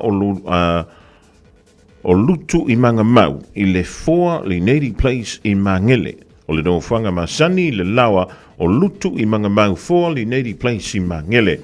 E vala au wha aloalo tuai i tama whana uma asi o tātou nuu i au kilani nei. Tātou wawhiwhio mai. Tātou nuti mea whaatasi ma wha mau popo. Le mafutanga si tātou nuu i au kilani nei. Te talo i le tua moli a teilo tau sui fuama so mātu wola. I an tātou wauli atu lea so wa to whaina i le manuia maleanga leo le tua. Morisi whaamtalanga, whaamsotai i le tātou telefoni lea o le olua tasi o iwa lima lua valu. Olua tasi o iwa lima lua valu. Whaamtangio lo seinia e le lau a fono le mafutanga le whiango wa ye e sa fanta i au kilani nei.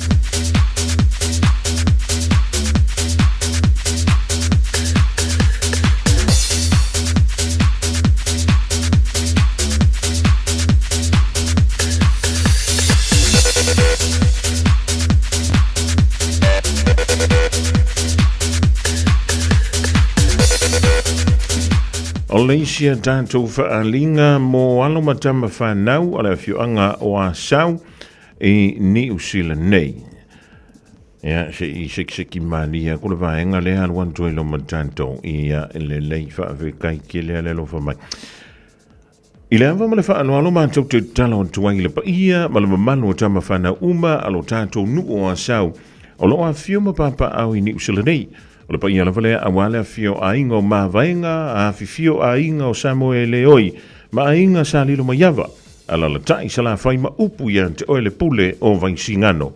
O le a whaia le tātou mafutanga i le aso ono Februari o lono winga o le aso ono le stofi a sau nei le tuatusi o le tasi lima Beds Roadie o Tara i le afo le tonu i le awauli a nga i le fitu i le fiafi. O lo iei le mata ua sa tu ua mai le tātou fono taluai e mo mi ai le talo noina ma wha mautu vave i se taimi vave. Wha me moa la tātou whilo iei le aso le lofa malanga le lei o lo tātou tua. Wha mole mana tua mai sau lesi tala e pule lava oe i lo loto whaitalia. Morisi wha mtalanga wha so te ifo an tātou numera nei o le anta ua o le olua tasi o vanuwha limaiva valu. O lua tasi o valuwha limaiva valu. O lua tasi o iwa o whalua limaiva tasi. O lua tasi o iwa o whalua limaiva tasi. Pole o lua tasi ono iwa lua tasi valu lua. O lua tasi ono iwa lua tasi valu lua. Whaamtai o lo seinia ele lau.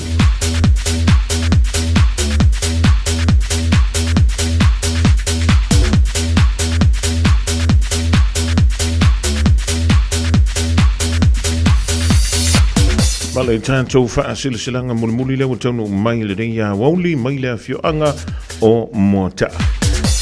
Ole antau to ia le fiso mau na lau iau pa ia sausaunga tā Samoa. Ole nei wha silanga e wha sinu taunu i le maafutanga. Halomatama whana o Moata i au kilani nei. Wha beni o mātou Paulo maululunga mātou te malu ai so se tafa o le kelope tulong na lava. Ai ole a whatunuina le tātou whonotanga i le asto na i o le vai e so fau le aso se fulu lima leo le masino Februari lo knowing e lona avela ufua rosa ia mami ia po o lau spea ia ona whaia lo leo le tātou whonotanga le asto na i aso se fulu lima o le masina leo Februari leitu lai se fulu lua i le awoli no whanga masani o le PIPC i Papa Toi.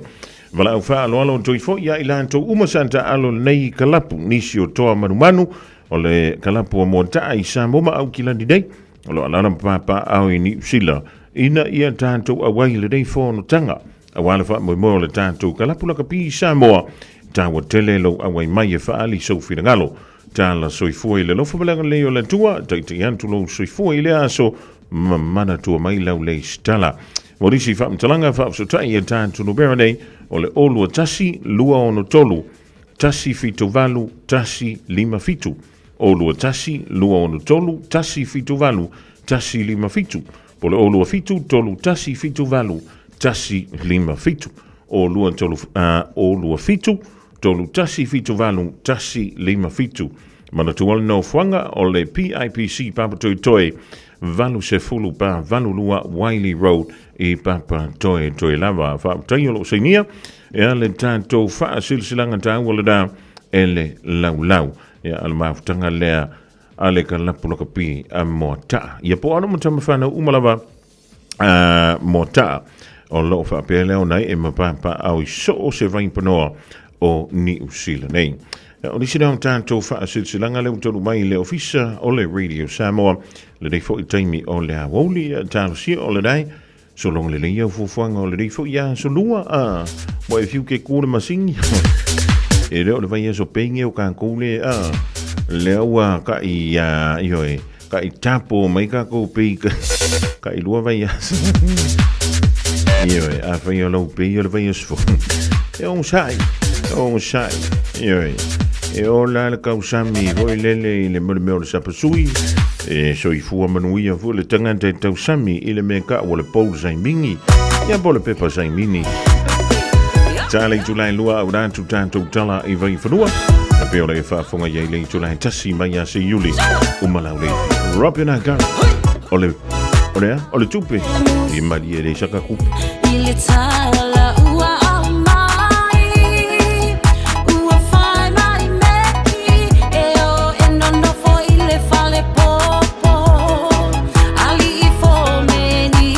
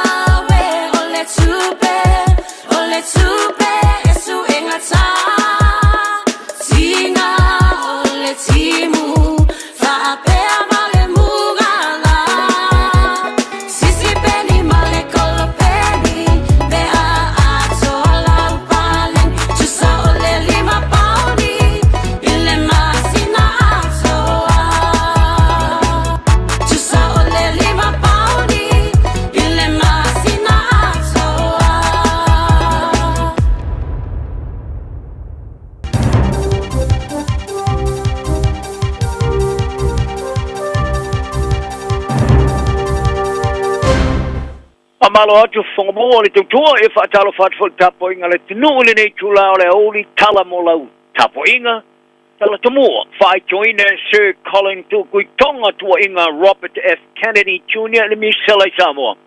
To fiele pa mi o fite whaiere te talo le aso whamana to le taumo whtanga te talo au I Washington e Amerika. Ta alonga, au ina mai sa vea sona tulanga laudo le rolangi e piru sila na mo miaina e le moana Pasifika. Pa fonga mai ai whalau te lino ni tala. O le tete whanau ko lupu whau tua le whala apu tonga soi fua malolo ina le rolangi le World Health Organization. O tā paina tai o le rolangi e whalau teno na tau le angaina e whamtalanga awe te ste. E si o mea soi fua malolo ina. O tani le fia ia Sir Colin Tukui Tonga. I le manatu sa whaali e rei sena toa ia America Robert F. Kennedy Jr. Le esa ia tua iai, e leo le misela le mafua anga le whanoai o soi fua maola e varsuma le tolu I Samoa. I le temi sa pipisia I le luafi se funmariva. O le tai unor soi fua malolo nei Samoa ai ono Dr. Eric Ikeroma. O ia te ena nei tua inga ma ia tau ai o se matua I pipelo ato toa.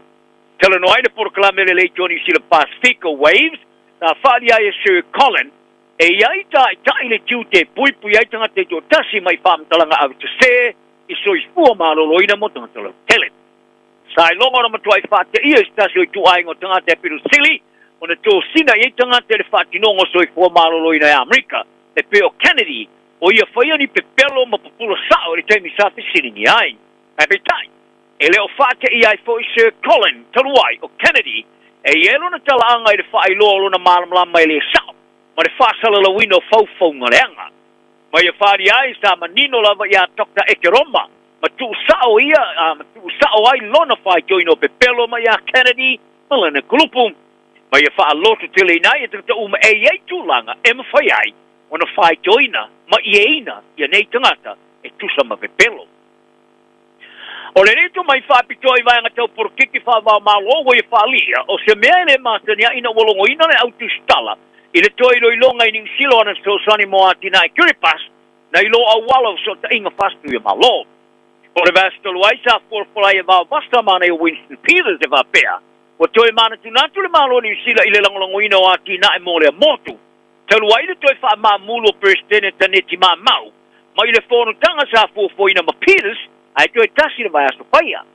E se launga le 2 miliona tala so sani sa foina New Zealand ya Kiripas, mai le lua arufu tasi I le lua whemare rufu whaa.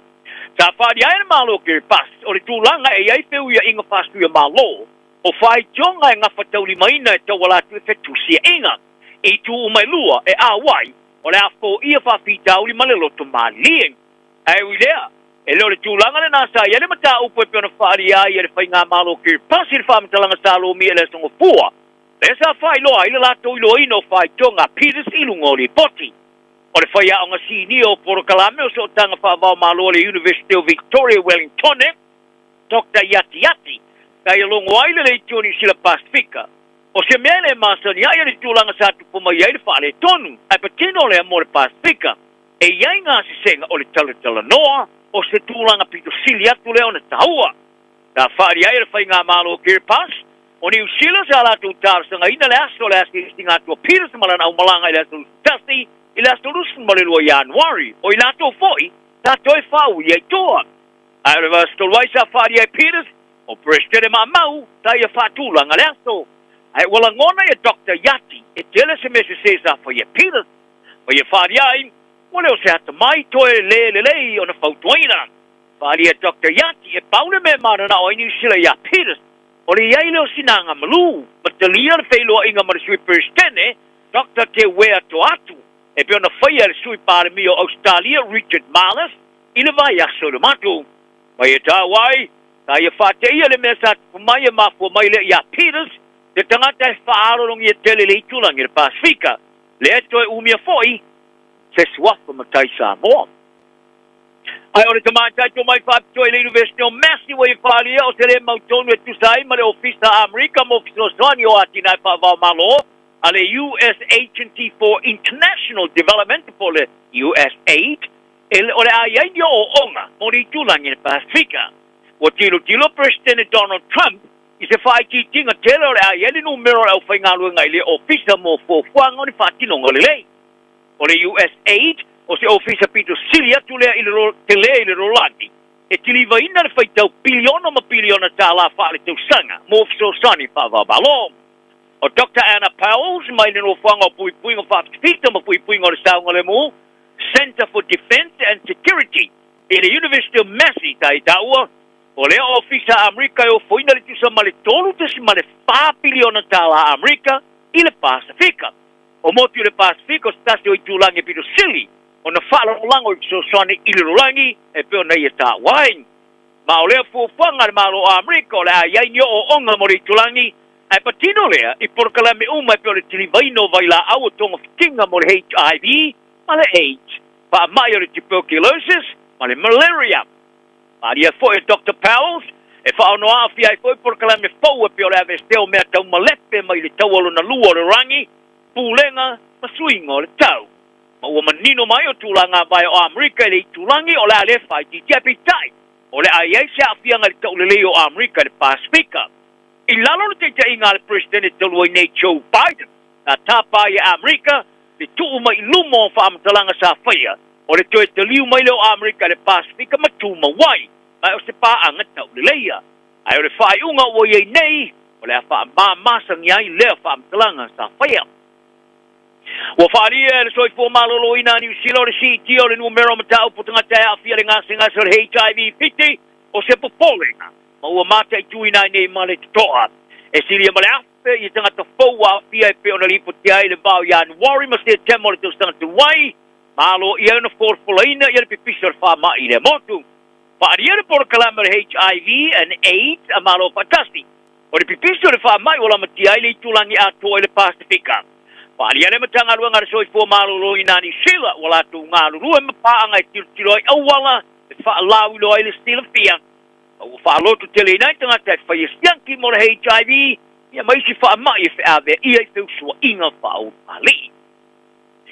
O le pālemi o whiti se de veni rambuka o le aia whaia le te talo le te moftanga o le taia o le as talo whaamanatu Amerika i Washington e le vasone. Pari ia le whainga malo o whiti sa wala au diaina i rambuka o se malo, o se tasi o malo wharongia. Malo i ona tārsanga ina te whaia le te talo mo le whatisinga amata o le as whamanatu.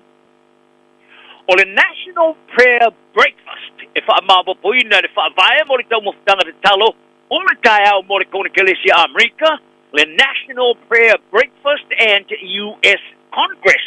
O se sauninga whaare tau sanga, ua whaamatalaina ia le NPR. O se sauninga, tō while mō, tō whaatasi, e toi mana tuna tua i tū whaale anganga, ai peitai. I le telo tau sanga, o se sauninga sari le mai le telo ni whemestea inga. Ma tā uai, e tumuisa i ngā tupe whaiai, tāro sanga whātō ai whaalatua. Ma ola mafo ina sauwhia i isi si pai Rusia. E mara lipo tia e se whaalapun tonga mo tala ngā lulu e au noa manipolo fiti. I le aso lua le masina nei o Februari. O rambuka sa i whaalia talua nei, e na talangalango ina i President Donald Trump, taluai, o lana nangalango ia Israelu. Ma ua sao niuni e wheloa i male au whai tūla whono Amerika, ma isi malo whaalolongi e lau loa, mo re kaimel so whaatasi, ma whaamautua i langalango ina o te inga whate mo klasi. Lepo tia i le lo minga na Fiji Times, e whaalia na malo, o le awa i whai rambuka se whasalonga whono tanga maurunga e au whiai ma le sui o le kone Kelestia, ia Ed Case, le te i whono wha kone Kelestia le whaparitui e moto le Pasifika, e tala noa i naiso o tanga Amerika ma Fiji, whapea maisi motu i le Pasifika. E talonga o le whiriwhiri o Adi Savea, e avea makapiteni o le pia na mora Pasifika o le memoni, o ia awina mai ese tūlanga o lona le lei le ta'alonga le rangi, e beo misia mai le au le moana Pasifika i se tempo pu talu na awai ma whawaina. O se tūlanga le sa whaari ai le whaia o le moana Pasifika ma le kapteni mo fo i o le All Blacks whaalongo tana umanga. O sa vea iwa su whātalongo whai taulia o ia ofu ina le tōni ngala nui luli. Ta whailo le vasonei le whirwhiria na te i le moana Pasifika mo le tausanga nei. Wharia whaalongo o le whirwhiria o sa vea e ave ma kapteni sa au tasi uma iei tamata alo.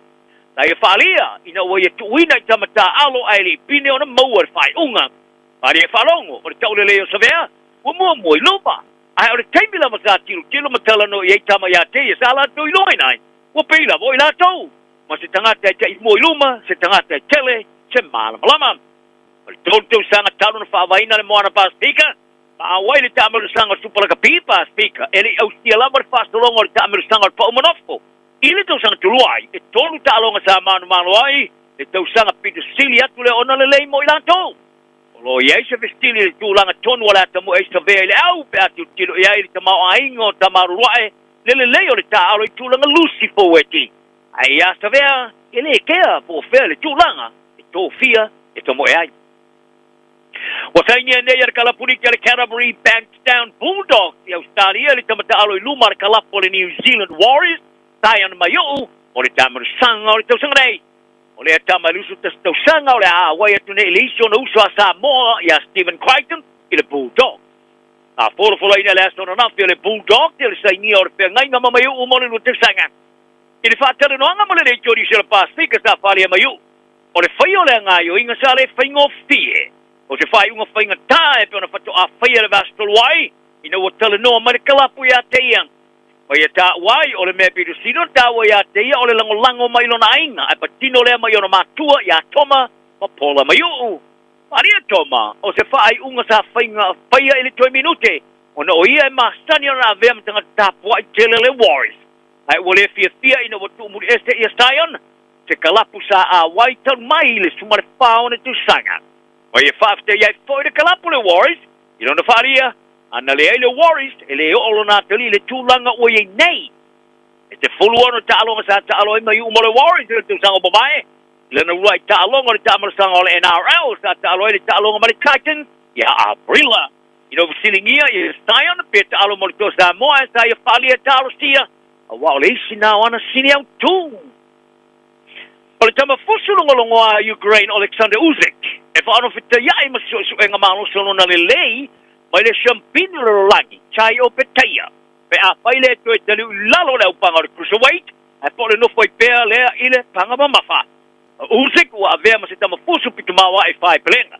I le mai ai ona manu malo le pine auro i tālonga no ni peka i lon tona le rafsu ma le lua, ma li liua na ia fusu pa professor. Ai le tausanga i lua sulvalu sa ia kilia e se umai tamo le upanga o le cruiserweight, ma avea ma champine a iai, undisputed champion o le upanga. Ona whaase ai nei lunga le upanga ma mafa ma ia whaatoi lalo i nai Derek Chisora, whaalua na manu malo ia Anthony Joshua i champine. So ona ai ma le whaatoi lalo ino Daniel Dupuan pui ona champine, whaalua na whaatoi lalo ino Tyson Fury, i le fusu anga mo moa, le stava ai ai le ave ma champine a iai o le panga ma mafa, ma whaalua i nai le tūlanga sa Austia Evander Holyfield. Ai le whaia la le fusu anga lona lua ma Fury, a whaari ai Usyk e lona nau tainga, e toi stepu i lalo le upanga o le cruiserweight. I se taimi le rumarai mo le toi whaoa ona champine sa wha maamulu, ina ua stepu i lunga le panga ma mafa. Ma e tasi le tama e whaoa no o bea ila maana panga o chai o peteia, lolo ia umia le champine lo lange la IPS. Manino ai ona whaalia e reli e whaalau te leina whai plenga o peteia Eddie Hearns, o se fusuanga le vao lea tama Ukraine ma le alo sa mo Australia, o loo iai i alato fuafuanga. Ina usilingia le televisia le ISL TV ia Usyk, e winga le la fusuanga, isa la fusuanga mo peteia, a petai sa ia whaalia e leo ato o tona i eistona manai. Paulo na tali, o le ato nulama, o ia whaalia ai o peteia o se tama fusumawa ai. Mai fōringa mai Usyk, o le awhetau e maseise manu malo le fusuanga le champine o le IPF i le pangamawafa, e le vao Daniel Dupuan mo lupe sori ai Lauri Joseph Paka la sulua a lupululua, le masina nei i Saudi Arabia. Tala nal nei oli, angala leisi, toi foi mo le aso. Tasilima i Vatolu Amo. Radio Samoa.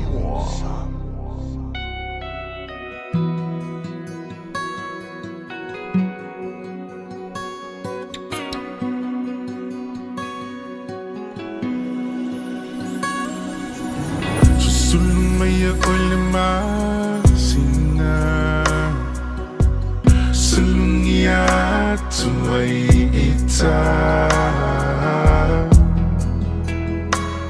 A ofa solo na faunga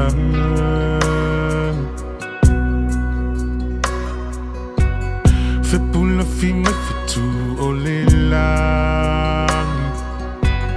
Angi malu mai le matangi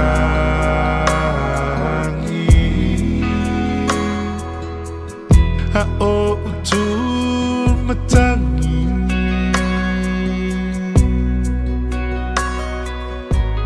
La upenina Ungoto atu La ulupelele Walele matu For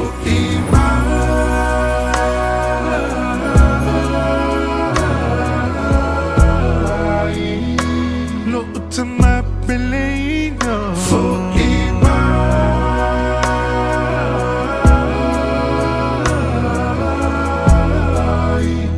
Tatoi fieva aya Tatoi aya tu Isi o tino Po o feo ai Tamai talasio e la mona mai Te fia languna lule Po o feo ai Tamai talasio e la mai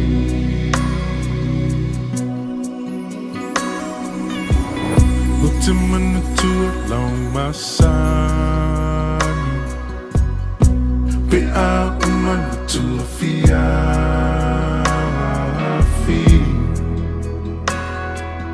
Fa ai u ise upua popo ai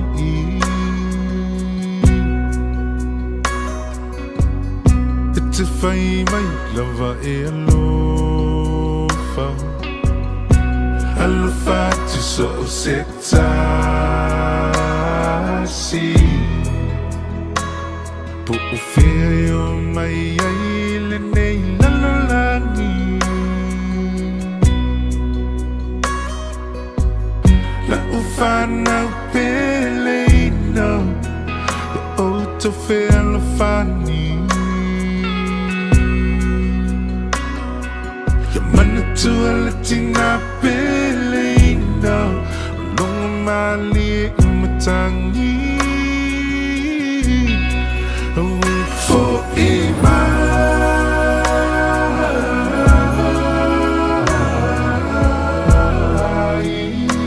No utama pelena For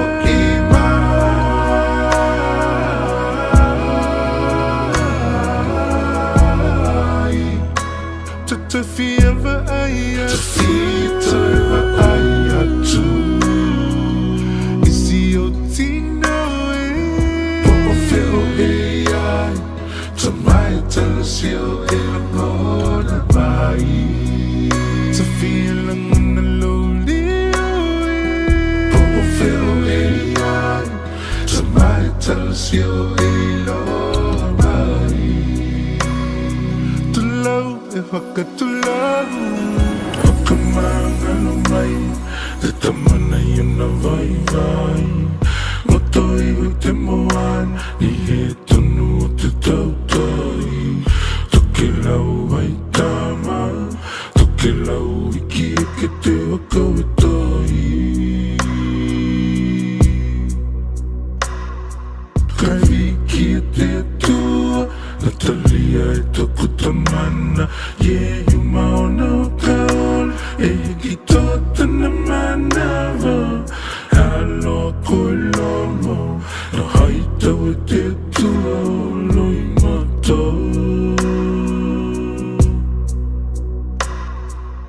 E mi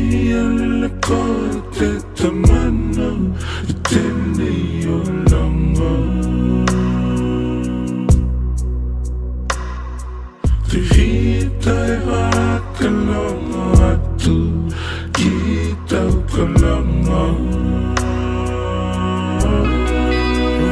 for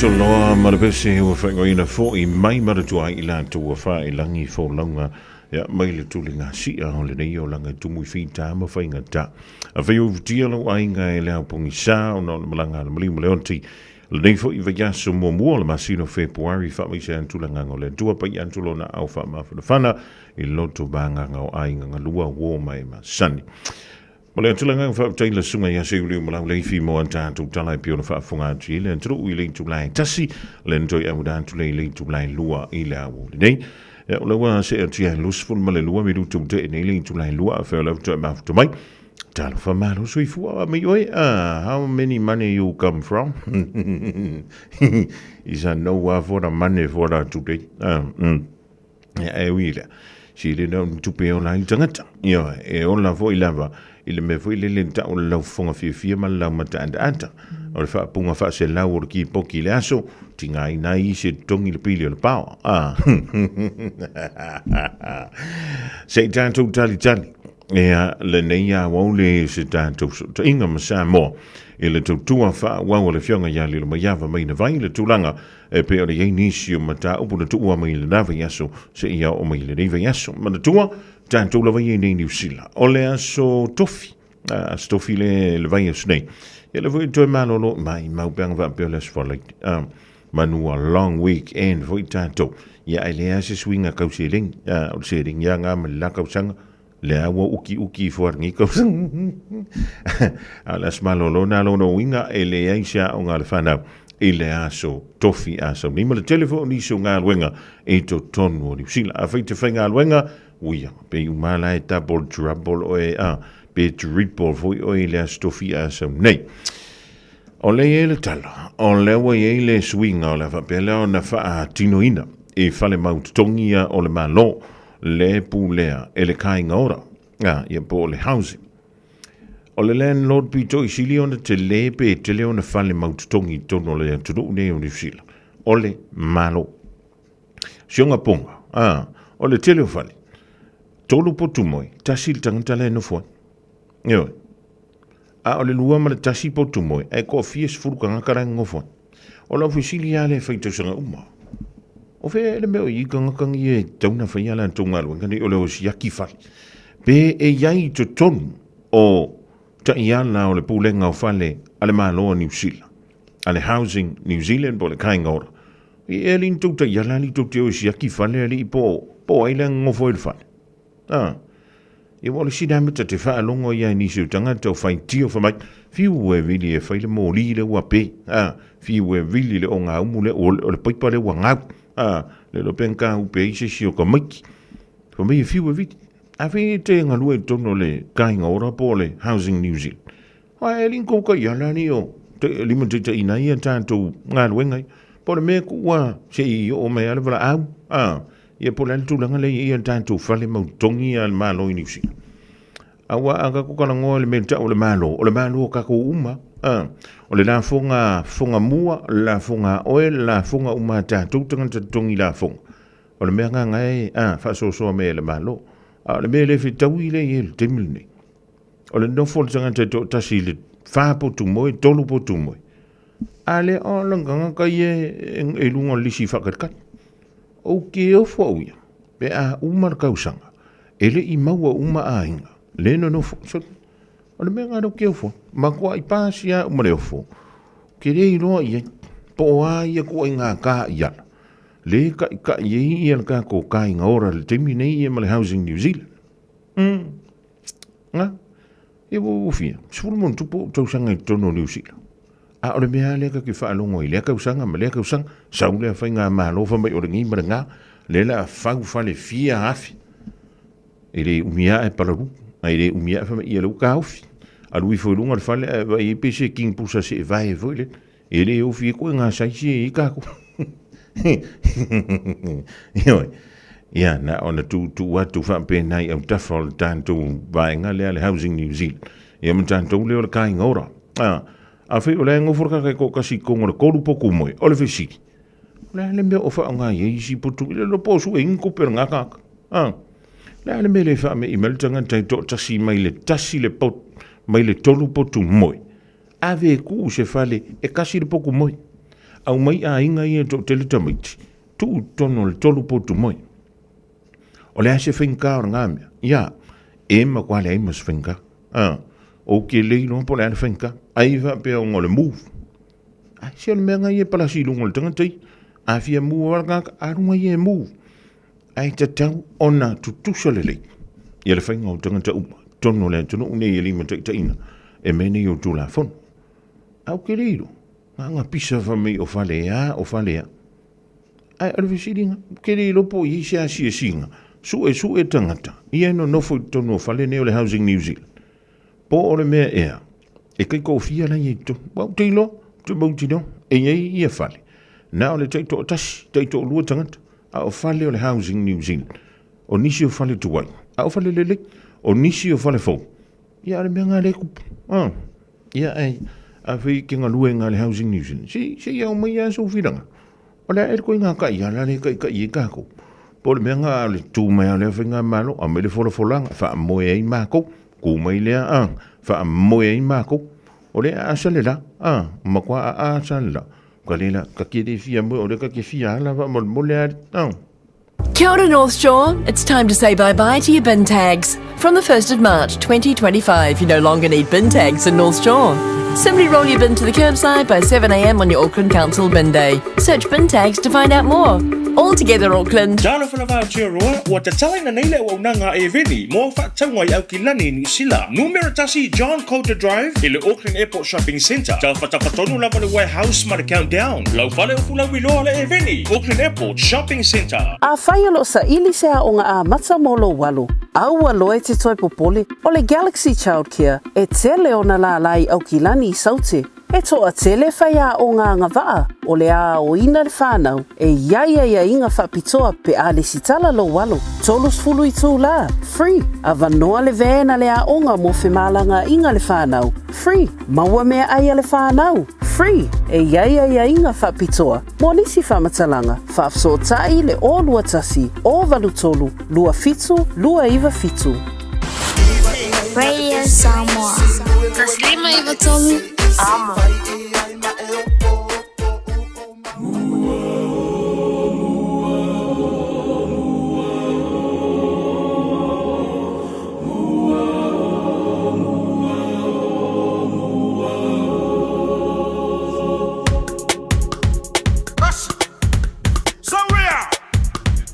Tia, olo uloto, ile manomi ole puatangopo.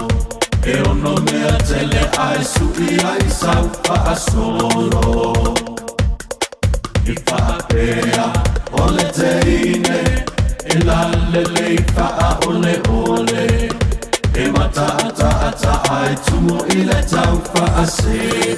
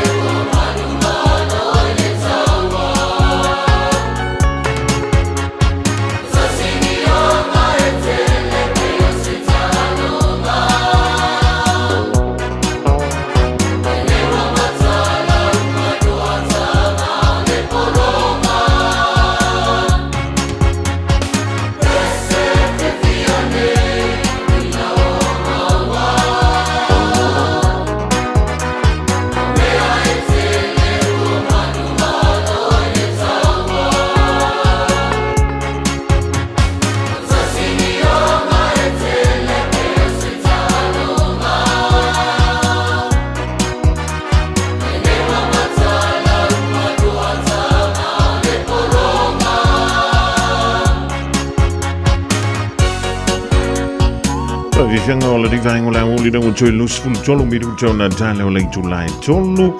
Tali e le tātou sota inga masani ma le fianga ia le mayava maina vai le sui o le tātou wala leo.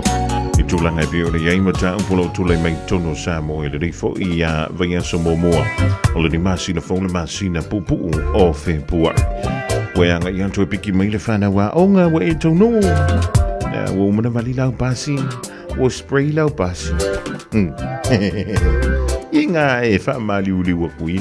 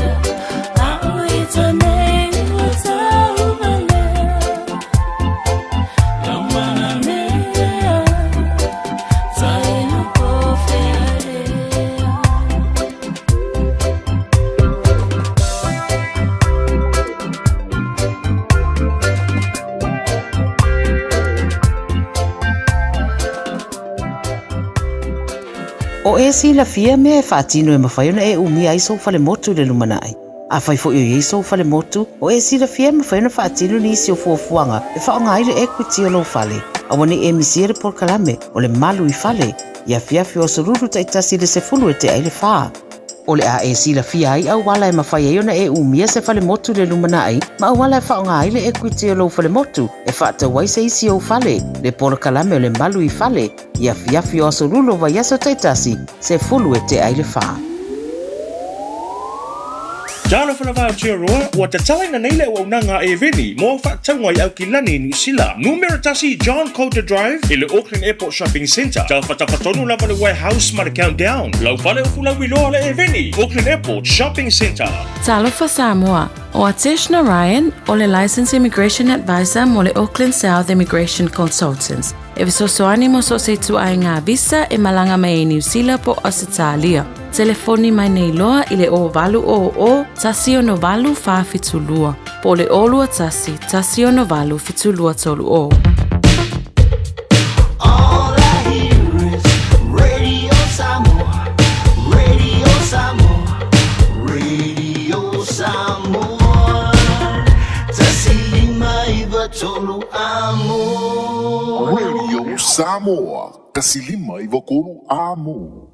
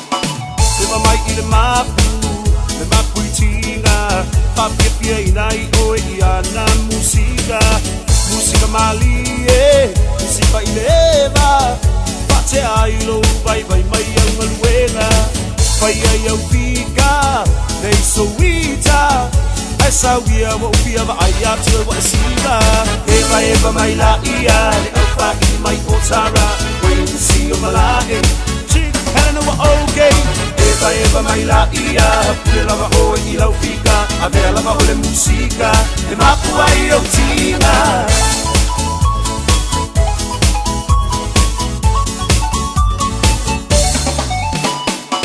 Nai au paanga, nge vai vanga E momoli atu le nei pisa nai o lo paanga Le ngata i au te roa, whapere lau rangi atoa Mo o ngai pia tau tua mo e Samoa E ala i le taleni, o le musika E sauia sei e whapepia mai a ita Eva mai la ia, le au pa i mai o tara Wait to see o malae, chick, hana wa okay Whawhiwhianga mai le mapu i tinga band sunga ia Mulipola Wayne se au ma le whiunga i le ngā whatasi e ala e songia le wāngwai Australia le neifo i tau o sa o le mante si uso ia la e alu i Australia wha le tono tui mai i le Wayne Laos o le watoi se fulu ma le lua miru te ona tā leo le tu la e tonu i le nevaengo la o le tautua le nei le Radio Samoa tasi lima i watolu a mo a veo le toa e mafutomai wha talavantu le nevaengo le aso i e pe ona tā ustemi o sola o le ua tāpera mai le sao le fionga ia lilo mai ava mai na vai le sui o le tātu wala leo o lo wha peleo na ngalua puno wa i mai Samoa a wala wale longa puili lo tupa ia malo o to malu wha talavantu lilo malo le ngalue malo le whai o le whaiva i o tātu o lia le masina e feo fofua i le menta o le lofa i le tele o tunu lalang ma lo fe lo fai Pa lo lava fonga mua fatalo fatu fo i le pa ia male malo se tato tunu o lo ma ua le tato por kalame i le au li matango fia le nei o le asolua le lo famaleanga le o le tua ma lo lava le tawa tai ia ile manatu ia o lo o fo lava ua lo fa ina ia o inei ele o iai na mea mani fa ilonga misalo pe fatu ai loa lava le vai aso o fo ile lo fa na e te whai mai e ona o fo ile fa umatia umalosa falisaina i tai o ia pia io il fatawina mai ia i awana i lo matua manai nai tamaitai ia ai o le tūlanga tāua lava ia o le aulia i le lo famaleanga lei o le tua le ma lo le whai va ma lo fo i le tawantai ia ma lo fo i le ono sai e ngā luenga o lo fi tai tunga i lau fiong ia misi lo whenga i mo lo tātu tunu i Samoa Lilo e lo toi pomale le tūlanga pio nei se tasi o mata upu lawa lunga mai le nawa yaso o tuara yantu leana e awai yantu yai i le tai awa nari la. Sina wha e mo lai titi o na mata upu ia o nao mai leo sau whiringa lo tāpo e mai lo tātu o turu e le nganta i ni New Zealand ia wha pe fo i lalangi ato. Ia, o le tūlanga fo i e pei o na e le o toi pomale e il mata upu whatau i mōlianga e whasanga tu i le sa avea ma minsta o le matanga renga o whaatoanga ma whainga whaiva. Ia o ia fo i o le taitai whono o le vaenga whai a le fast e pei ona iai. Ia ma ona tofinga e tele ia o se ali whai pule o se ali whai pisinisi tono le tātou tunu le fionga ala auli al mali atua le watea pola taiwa Schmidt e pei ona iai molianga o whaatula i al matanga renga o leo whaasanga ia te ia. O le tae awan leila, sa tō lau ai i al mataup, man tua fōi so se mataup ula vai whaau e leo e whaatali a lātou tā penanga, o na tu inātu lea i le ofisa o le AG po le tātou loi a sili. Ia o na tu inātu lea i le whamasinonga mō le tō lauina, le wala aunga mua. Ia na whai ele mention a le vaenga lea o le whamasinonga mawalalo, le tātou whamasinonga whaitu malo, le district court. Ia lea na mātou ia na leila. Ele i tō laulawina mō lianga, pei tai sa whapena o na wala awina i luma o le fionga le tamai tai whamasino ia talasa sa anga ia mō lianga le fionga ia lauli. Ia o le tūlanga sa amatai le whamasino, nga sa amatai le tau whaamautu wina o mō lianga. Ia mwhapea mai ei le fionga le tamai tai whamasino, e se fuluono mō lianga u whatula ia tue le itua leo. Le se fulu ona molianga ia e au fia ai ma molianga wha au popo. po molianga fo i e fesosoani e ka o alternative churches le e ma sani ona ona fatula i e leo po molianga fa leo molianga fo i e fonga mua a fa pe e te ena ma le fa maonia le molianga autu e mawhai ona whaonga ina le molianga fesosoani lea. Ia o lea lana wha pēnā ona laula watu e le tamaita ilo ia satu lai mo le tua leo le tamaita ia le inafo taimalangi Strickland. Ia le tua leo ma lato molianga. E lua seti o molianga mua le olo iai le isi molianga e molia whaatase ai le fionga ia la auli mai la tau ia ona molia mua. Pe o le afionga ia puleai, o le tau whaalio, o le tamaita i o lise, ia o Samuelu o iai nei il falpuipui tau fia. Ia malona tau o lua o sivai, to anima i la tau, o lo iai ia molianga o le afionga ia la auli. E au a inga i molianga ia o lo molia whaatasia ia, mai la tau ia na molia mua. Ia o le seti mua le na molianga. Ia o le seti lona lua o molianga. Na whaatangi ai ia le lo ia ale tua leo. Moni na ia so se lua, leo se taimi umi. E mawhai ona whaamatu umai e le whaamasinonga. Ina ia mawhai ona whaamautu. O le upul nai whaongal tatou live o le te ilo o se ia o le taimi wo mai lo i whafo. Manatu lo e whaaluaku kako live. O le upul nai whaongal tatou live. O le whaamaonia. E leo le whaamaunia, na o le whaamasinonga e whaamaunia e le whaamaunia molianga, ai o le winga o le whaamatalanga o le whaamautu, finalize. Ia, o le finalize inga la molianga na i le setilo na lua, le ana tālu sanga i le lo ia le tua leo, pe mawhai ona tu maisea manoa moni aso se lua, ia, mo se taimi pupu lea, ina ia whaamaunia mai ia molianga leo. Ia, na tuule ava noa i le tua le fionga lauli o lo tuula i mail tama ita ilo ia i le tu tau whaamtala ina le tātou o tunuu le sunga ia mural. Lui, o ia leo lo tuula i mai represent pe whai masui o le fionga lauli tuula i whamasinonga. E lua la lo ia le tuulea. E ia ile lo ia o te iloa e sau mai na i se meo New Zealand po Australia. E lua, e to lua ia lo ia le fionga ia lauli. Sa fesiningia e le fionga tamaita i whamasino ia talasa mural pe e iai se tūlanga te e na molianga ma le tālusanga leo tu ina atu e leo le lo ia a leo i le luma le whamasinonga ia e sa le ai se te ena e le i whapea fu ina iai se tūlanga fu ilele e iai se tūlanga na tu ina atu e mural e te ena i molianga na paule tūlanga ina ua lo tea ia inga o le tatala i tua o le fionga ia lauli. Mana tua se o manu o lauli o lo lipati. Le tulang whelele o lo sa o loto na tatala i tua sa o loto. Mana tua tau fia o e leo. A whapea lai tatala mai o i tua. Ian whapea mai lola ia ia inga o le tatala i o i tua. Ia o mai la e le stala o le whamasinonga. Ia sa talu sanga leo i le aso na molia i la au ni peita ia le Italia le stala o whamasinonga. O le asa whailo atu e le lo ia leo i luma i le whamasinonga i le so. O le tūlanga la na mana umia i leo malalato talu sanga ina ia whamautu ma ia whaonga aina ia inga ia o le molia i o le fionga o i o le tatala i tua o le fionga lauli. Le ala na toi whatula ia tua i ele fionga ile tamaita ilo ia le inafo ia conditions ia po o ai inga o le tatala i tua o le fionga le i whaipule o le fionga le te fono fast o ai inga fo i e awane i toe lo te awane i toe ne i toe iai ia whaatau mamao mai mali toe alulunga le social media ia saini le office o leo ia pia ia ma ia tau mamau mamoli mau leo ma ia tau fia o na pepa malanga. O ila le vala lea. E mana ia o le fina o mai fo ia le itu ala out. E na tu ina tu e le tamaita i lo ia a leo ia tūlanga i o conditions o le peo o aia inga o le tala itua. Ia e whaapea mai loa ia le tamaita i lo ia ala audi.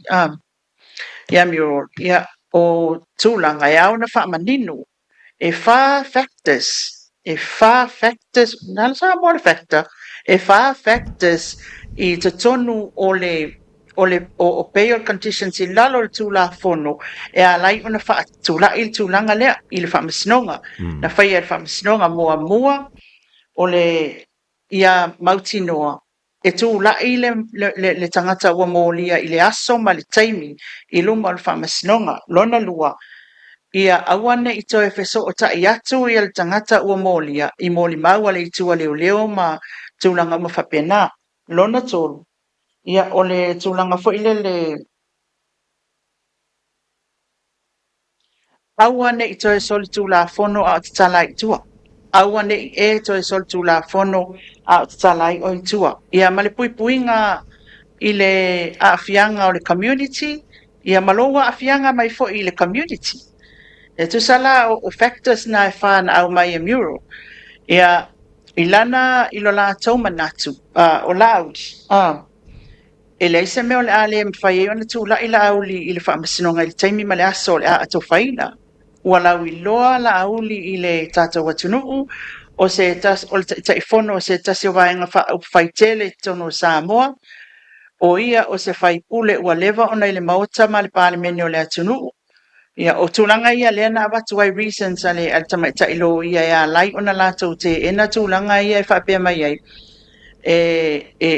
refrain my social media I lona manatu fai mai ia mural e tatau ona fa asa mai le toilo tea o le mata upu lea o lo afia ila au le taimine I lunga social media iana tala noanga awane I toe tala noaina a o le saolotonga e nga ia I lunga o le social media o ia o te telephone fast e anga va ai lona tangata ona tala noa so ta inga ilana iana fa salaunga I lunga o le mana tala noanga ma le faonga inga o le faonga inga o le social media ia ma le tūlanga foi lele o travel documents ia o le ai na ta ua ele tamata ilo ia o la ulia lau ilo le tātou atunuu ia te tau ona tilo a o iai lava se isi tūlanga e tūla I mai loa uma e leo le meno foi la auli e loa e leo le tangata ingo ia la auli tūlanga whapena lea na ngai atua I le whinaunga ia a mural ina ia taumawhai e awane I whaunga ina ia le tāsanga leo I conditions o le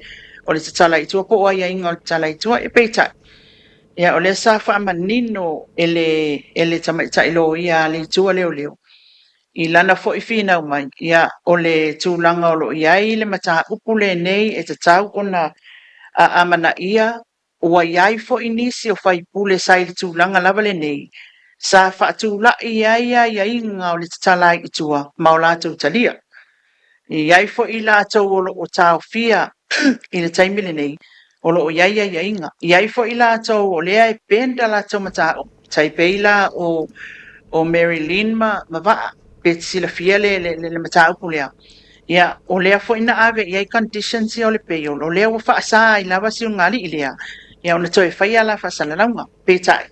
I le whina mai ale tamata ilo ia le tuala ia na ia whapea mai ai.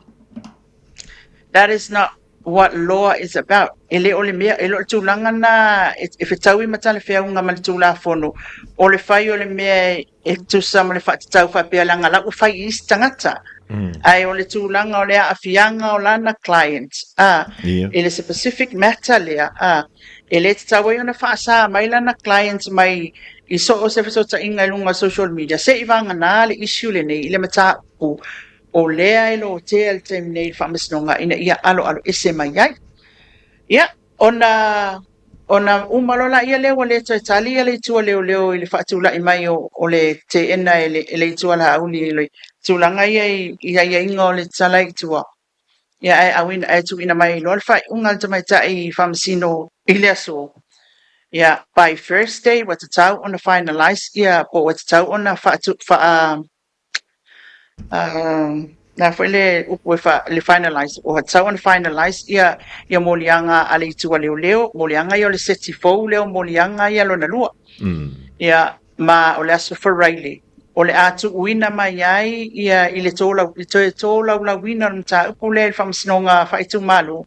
O le atu ina mai ai mafuaanga na te talia ai aiaiga o le tatala i tu o la'auli ina ia faapena ona faatula'i taimi nei o lea la ua iai conditions o le tatala i tu o le fioga i le ali'i faipule ia po o le ta'ita'i fo'i o le vaega fa'ufai le fast i le taimi nei ua taofia e ao na taofia ana pepa malaga e pe o lona passport o lona tusifolau ia e ao ona saini le ofisa o leoleo e ao ona aua ne'i toe feso'ota'i atu i molimau a le ofisa o leoleo e ao ona aua ne'i toe refrain himself mai le alu luga o le social media ia ma le tulaga fo'i lele ia mo le safety lava o ia mai le atunuu faapena fo'i le tatou atunuu o conditions lana o le peo a le asofaraile e toe mention pe toe vala'au ai le mataupu lea se'i silasila mai le fa'amasino po ua fa'amautū atu moliaga ia le'i mautū a leoleo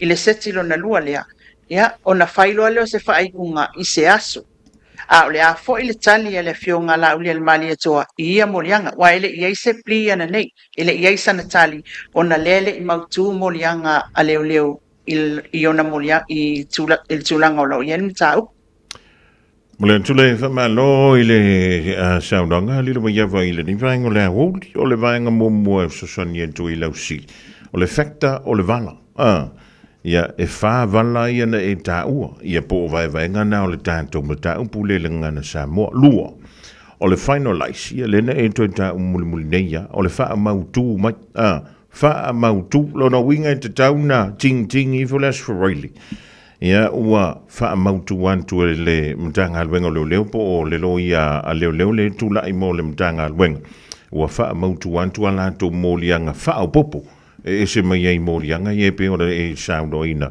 i le taimi o sola i le valala le sauno ina mai ai ia le tomita i lo ia le sunga ia la auli e pe e fōlinga mai voi le lanta mai tau atu i oi o lea te tau ona tau fia le tala no ino le mata upu le nei peita. O nefa mai te tau pen te tala lea vanoa ona o ia o le taita i fono o le vaenga wha upu fai. Au lau vesidi la lili. Ai le olunga e i mene i uso ta inga le wa mafuai nao o le mata upu le wha msino. Ia, e moni. Olunga o le ofso ta inga. A e mantua. Ese issues e tala no ai. Manatua e iaia tūlanga fo ia e tala noa ai inisi o mata upu mo le ati nai.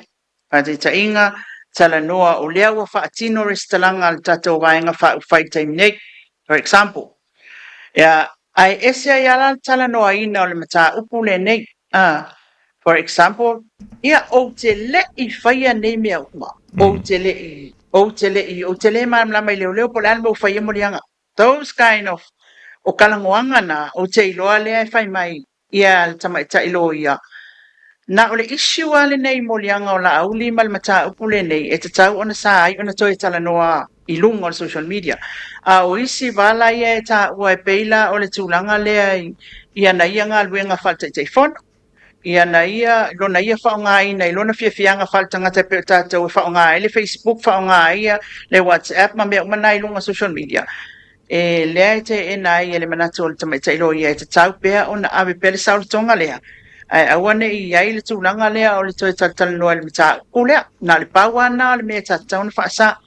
Ia, o po watali lau whisiri pe lea. Lele, o lono winga la ina ua mai atu le whina unga lea toi au mai. Na toi au mai la whaasa mai umne te ua sik langa whia si te lo vaenga e tatau mwhaiwhole lea uli ili ni vaenga o lea wuk. O ila le na whai o le whai unga. O le tamaita i whaamsino? Mantua o whai unga le na whai ane tamaita i whaamsino e lua talsanga leo leo. Talsanga e adjourn ia le mata upu tu watu sea wanoa moni na yaso se ia whaamautu mai molianga ia lo na lua. O molianga ia le seti lo na lua. O molianga fau. Molianga fau, molianga ia le seti lo na lua. Ai i te tonu mo se tie lua e iai a molianga ia ta ua e ta o molianga wha leo leo whinga leo o alternative charges po ie wha o popo. E tusala o lea la o molianga fau ia e le i wha mautua leo leo lea na awe loa la tau tarsanga mo sina taimi se i wha mautua ai. O le tali la le wha masino lea fionga a tala saanga i le tūlanga nai tarsanga na tu umai by Thursday ia o atu lesa tofi ia ua umai a whaamautu ai toi wala aun mata pulas wharaili. Ia o leisi talusanga lona lua a le itua leo leo. Ina ia whaamautua tu loa ma whao ngā ia inga o le tatala i tua o le fionga ia la au le mali tua. E pe o na tatala i tua wana tatala i tua. E au loa mani ia inga. Na sa olo toa la au li el taimina mōli ai tatala i tua le ia inga. A lea la wata i talusanga atu leo leo. Ina ia whapena o na whao ngā loa ia inga ia i lalo le tatala i le i tua. Ia le pe o na ufa manino atu. Ia le lana tu la i mai i loa ia le tua la auti. Ia matama fai fa manino mai factors ia lai ona fai ele fa masinonga ia inga. Ma leo ia inga. Ina ia mafai ona awane i ele tulanga foi le fiu vala au fa masinonga le o mai. O le tala noa nga i moli mau leo. Ia tau fia tangata wai once a breach ai pe soli ia inga ia fonga mua. Ia e te lela le si me o ia e ono tau fia ia e ono o al tau fia leo. Ona le tūlanga foi lele ua soli ia inga ian tu ina mai e le whamasinonga. Ai o le tūlanga nā li fonga mua o le mata upu le so. Tu sala o lea ua talia e le whamasinonga le toi whatula i o ia inga ia e tu ina atu ia la auli na ia whapena ona tatala i tua maona ia inga. Ia mawatalia fo el whamasinonga se sina taimi lena tārsanga i leo e toi whamautua ia la tau molianga o le setilona lua leo molianga ia ona toi wala awe lola mta upulas fraile. Lele, ma lo fa tai ila uia la tau mai tau atu fo i lele ia ila usaunonga le vaengo la woli ma le autalina me o le ma ta upu fo i le tula i mai ei tono le whamasinonga. O le aso tofi e o le aso malolona ia ma tau lilo e ngā lue pia o tau ina o le la fa amautua tuai pe finalize tuai charges fo ia mtanga wengo leo a o ia inga o le tatala i tua o le sunga ia la auli o lea o le a fa maluina po o le na fa maluina a matantu i le so o le sa o le ali Moni o ia inga ia o le finalizing on charges e fa pele le tala by Thursday Lona winga ele tau lau el whamasinonga. Ele se whamasinonga e whapea mai. Ele whamauku mai pato ai loa ele asfraile. Ai o le ngā winga ai le vā o whamasinonga ma leo. Ia mawhai o na whai la atu. Ina ia mawhai fo o na whai la ane i le lo ia le fionga ia la auti. E mana mala mai i molianga ia wa whamautua leo. Mai le seti o molianga lona lua lea. Lona winga fato atato manino atato ulei fafo mai le ofisa o whamasinonga ma le leo i le aso wharaile po o amolianga o finalized. Ai o le tūlanga tonu ana e ala iona mana o mia le na fo le upu fasa mo o le finalized. Whamautu. Al tūlanga tonu ana e mana o mia le whamautu la stofilanga te tau whai ona whaila ina ia sila le itua ala au le mali atoa e lana lo ia i molianga ia po a ia molianga e sa uni ma ia isa na tali i le aso wharaile lea o lumana ia. Lele, e utele i la antu i le sivaengo la usili lilo mai au. Se i wha amaunia mai ape sa ape sela utala le la whai atu. O lona winga o le so o te tau o na hand in pe tu inatu i ale tusi fo lau o le sunga ia la auli e te tau o nau o antu i le aso wharaile e le i taina le whai la umei tau atu fo i le folosanga. E le i taina le whai le fiafi wa te tau o na saini i se ofisa o leo o latani. O vaenga na po a iainga na o le tatala i tua i leso. Ia, o le tūlanga na whangamua e awatu ia travel documents ia po pepa malanga e tau fia i le ofisa ia saini le ofisa o leo o leo amata i le aso taimi ana ama i le ora na whamasinonga wa amata alo i ai tau fia le toi so ta i atu i mōli mau ia mali tau fia mali tau mawhai i whaatau mamau ese mai ia mai whaasan launga lunga social media. A so lia la se tashi o a iainga nei o lono inga la wi ili sila sanga le ala alo iaili tu la fon ia o lea lava so se tangata lava e mōlia ai soli ai ia inga i o le tala i tua ai soli ia o le tūlanga fo ia le isi whainga e whai e le tūla fono e masani ana e preach lo le pei o tai pei la o le tūlanga fo ina le nga mōlia mai o ewa e alu e whao lima whateita inga Ian fai mai lola ia le au kolu o lua masinga o custody. E whātatalel wala au ngal whamasinonga ma le whamautua mo lianga leo leo. Na ona mautua mo lianga leo leo, a watu malau pli a whapete te tali i oe o mo lianga, mai lole tala o itua. Ai alaku i kua alaku foi e koe o ngā mai koe whaoli ma le ia ile conditional o pei o le awane i e toi whai e seisi sol tula fono a tala i o itua. E au mai sa o ala o e tau fia lo. O le tele ana o mele e mai tau atua i le taimile nei i le whainga o morianga leo leo. Ea, ai o le tūlanga na o iai ia o le pei ona whina watu ia le lo ia a leo leo. I le tūlanga fo ile le o iai tangata o lo whaatino iai ia conditions o lato peo o ai inga o le tala i tua. Ia e manatu ai ia o lauli o se tangata fo ile le tā ua le tātou atunuu. Ia ele ese mai fo ia mai lato lo fa pena ona ia ile tulanga le ile fa tinonga o le tala i tua ia peitai ia mana ia fo ile mana ia le fina wa inga le fa la fo inga la fo mai la fo atu ele lo ia leo ia tulanga fo ie manatu ai te tau ona fa tino ia inga ia o le tala i tua le fionga ia laud ia e fina mai fo ia lo ia le fionga laud ia ele mai fo fina wa mural I lana foi I lona foi manatu pei ole sa tia le ma ave le fu o se uputa ua le tau na faunga I tule I le mele o faunga social media ua afia ile ma ave le fu I le tele unga luenga le le ma sani ona faatino ele afionga ya la ule le mali toi lunga social media ona o lea e manatu o le mata ule tau ona ave SMA ile ona tangata mai le toi ya nga I le social media le na lai ona o mai lana manatu walava na ole issue le ilona molianga mal mata upule ya laudi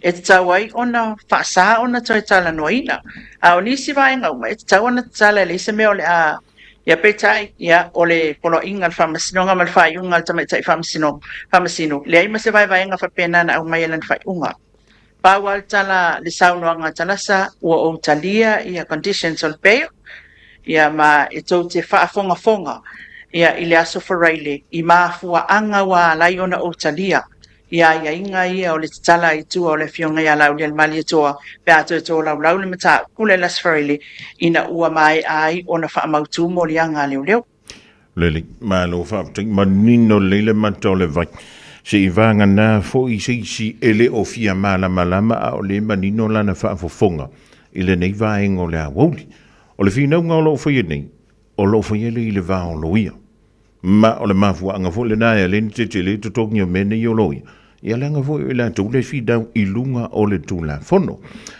o le isi vaenga o la usilia lilo o le wa au mai le polo inga e le toi mawhai ala I seisi malo si anga e ese mai le polo inga le wa au mai ai inga o le tatala I tu o le suia fai pule po le teitai o le vaenga fai ona toi suia I le fai unga polo inga le wa mai le so ai ele seisi sulanga fa pena o ai inga na wa au mai le tala I tua ia o te ro ma sani le ila au li tulanga ia wai le o se mea whainga tā fo e wai le o se tangata e musua e alu whamasinonga which o te tautino atu alu te leo ana whamasinonga e alu ia ia o le tulanga la le ilo uta tonunga ele o te iloena te mawhai a conditions o le peo o le finaunga ia lo ia langa o mea le kula fongo finaua le lo ia I le itu ilana clients ia le fo finaua tu leo ia tonu fo ia la tau finaunga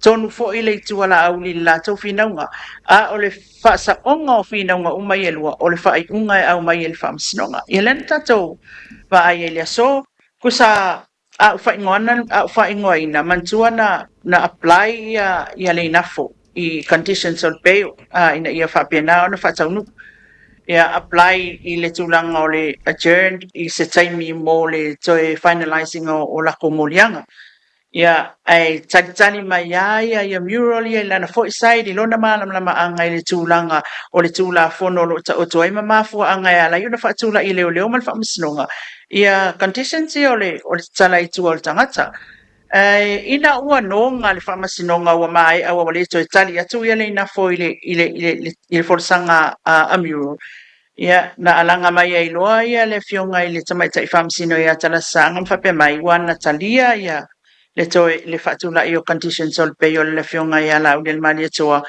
ia ma e o atu i las whareile e toe tō lau lau anuta apulea ia ua atu ina mai le molianga leo leo o mai a whamautuina ai o le astofi ia serve ai ia finalize ia molianga ia ma serve ai loa ia le to defense le ia le fionga ia lau ina ia malama foi manino ia le lo ia le naitu ia ile imolianga ia fo ia wa o fa mautu o le seti o molianga lona lua ina ia nga i melas freely a o ia sala tu tali fua ia le tali le fionga ia lau fua ia lona io ina molianga pete ina foi ia e fua la i tulanga le pe a fa mautu molianga ale matanga wenga o leo le malo fa taia lilo manino le mantul vai so lo no winga la o le stofi o le fai papa kiwa man to foi le nei New Zealand as malo lo le waitangi ya ona was serve en fe ona fa la wi tele le fa punga le o le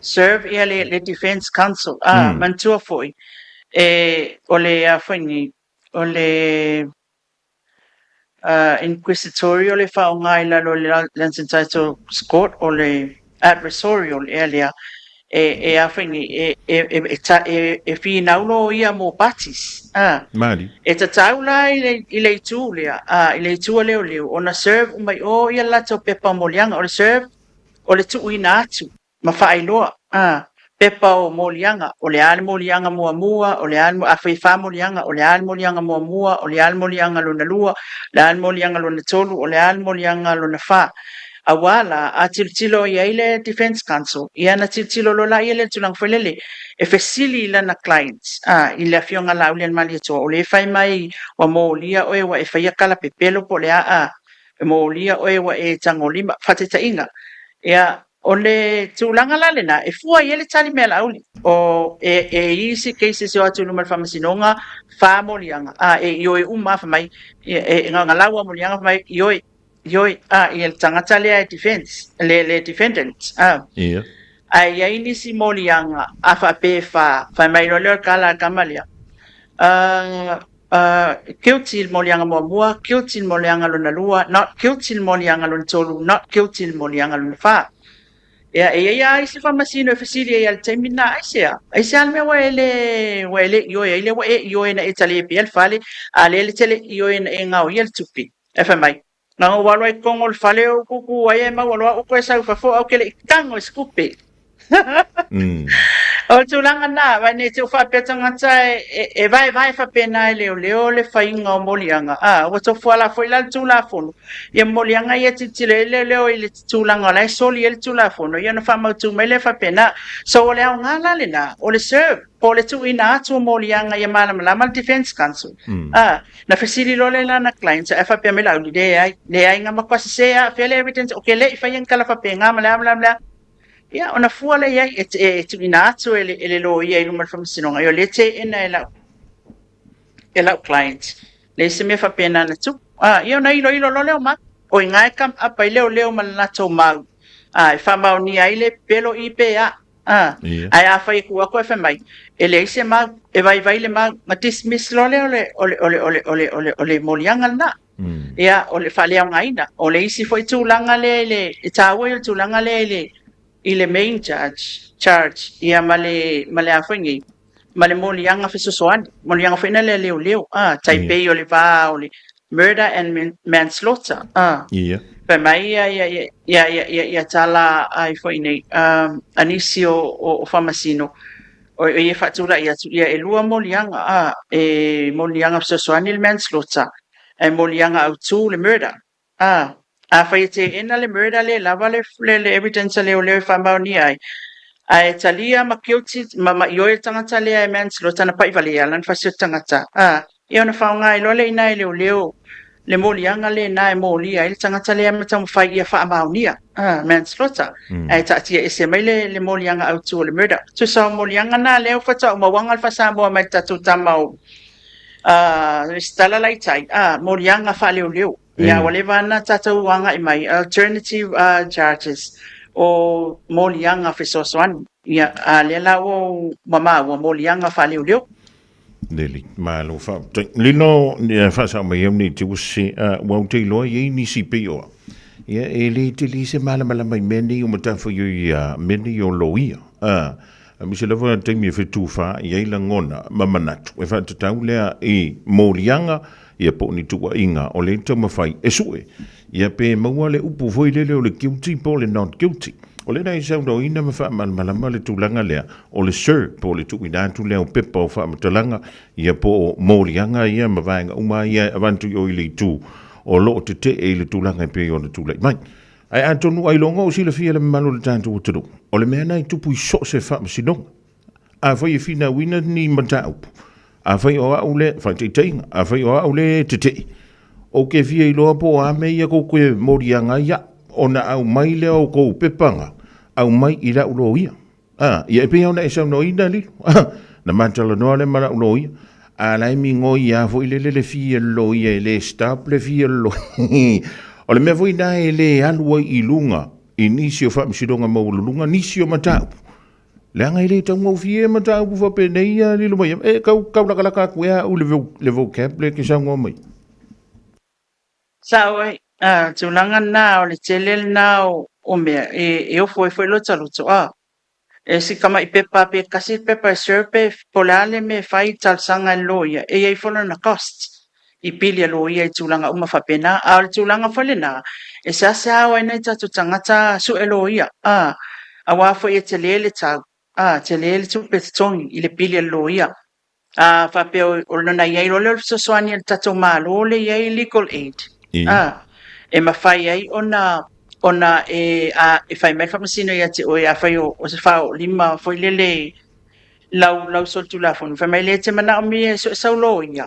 e tula i mo oi ia ona e tali loli e te alu lai whaatungu le formi i tai o le ofisa o le stala e apalai ai pe e te entitled i se lo ia e te tongi e le malo e tula i mo oi ai a whapea o lau sol tula whano ele anga va ai le legal aid no me lo la ia le o fasili al farmacino e te tali o molianga pe sa ili sauloia ia na fatula le sa ili sauloia mai e te tongi ai oi wa foi la la ti tilo ele o anga va ala mata upu e mata upu ele anga va ai le legal aid ai e mata upu e anga va ai lo ia tongi il malo o le pui pui ngo la wa ia tsau Waile fa pea e sol tu la fono na be se ai le o la wa ya tsau e ai la bala wa ya tsau e fa mautu atu ai le lo ia lau o e fo side vale mele sa tu pe o tu langa na ai sa le ya lau to fa fonga mo o le tu langa tonu ale na il pili lo ia ma le telo na tatu tangata e fo ia la tomta o no le tu langa wale ngaftia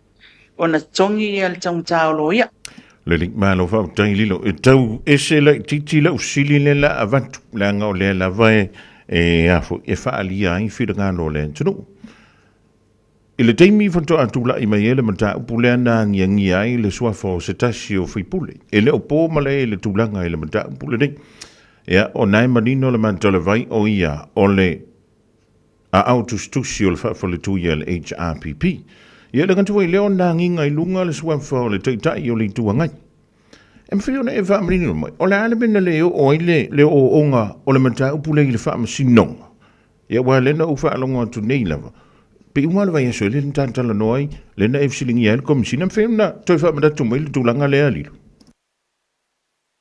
ile al mata uputonwa ile mata upu le nei wa le fa mai fesilia ni se le malo le tu la le me o ile mata upu la uli ile fa masinonga ala le me le moli ai ia le ala matuile ia o le tali o nana whamanino mai e le fionga le li komsina le tūlanga foi le o laiva ili le taimile nei e leo leo o le tali le ofisa o leo leo o i la tau na whaatau i eile le tangi nala na fesili mai tau fonga mua e iai tapo kalame i tau sanga umawai sa o ta wal tūlanga le sa o fesili ngia mua le fionga le li komsina ia o lana whaupunga ele i o atu se tangi le taimile ele i whaurua se tangi na o le tusi na tui na atu e tupola mati e whailoa atu ai e le mana o mia le toi a fia o la tau le mata upu le nei wata waia si o na aing si o na tolua ia o le alana na lai ona o tultul loa ina ua toe alanga ina e la auli masau no mai le press conference ale fast na mata woi. Wa leva ona yailan la tangi mamati I o leo leo ale o fai a. Na lai ona o toe sau e tuli loa le fionga le li komisina. Ia lea la na whamanino mai le fionga le li komisina o le tūlanga fai lele. E le o upu umalava e tu ina atu e ono mo lia ili tangata. E au na va ili lele po fele upu lai soli ili tu la fono. Mari. Fa upunga e pe tūlanga fai lele upu foi e fa pea. Fa luma threatening words. O upu tau fa matau, upu fa luma. E tau mama ina ile tau lelei o le tangata, ma fa aleanga defame, ma fa aleanga ile le tau lelei o si tangata I lunga o le social media. So lela o le upula awa pa o te leo maa ua, e lei masa I loe ka ua whanga mua le mea lea. E lei loe ka ua po a upu na awe le tangia laudi. E lei loe ta ua po le o fea tonu a ia upua a le alama tu ila epa na fai. O le ana ave ai le tangi la uli mamati. A lai fai mai le tala awa pa au. Ia o laiva ili le taimi nei masa ili leo leo. Po fea tonu am fatulanga mai upu e tatau. Ia ona fatu a fai ai loa lea o molianga. So, ele iloa lai tatu. O lewe whangu e sau no lilo mai ava. O upu mwa mtalanga na I le whangai na le social media. E wha whele mta upu lea wa.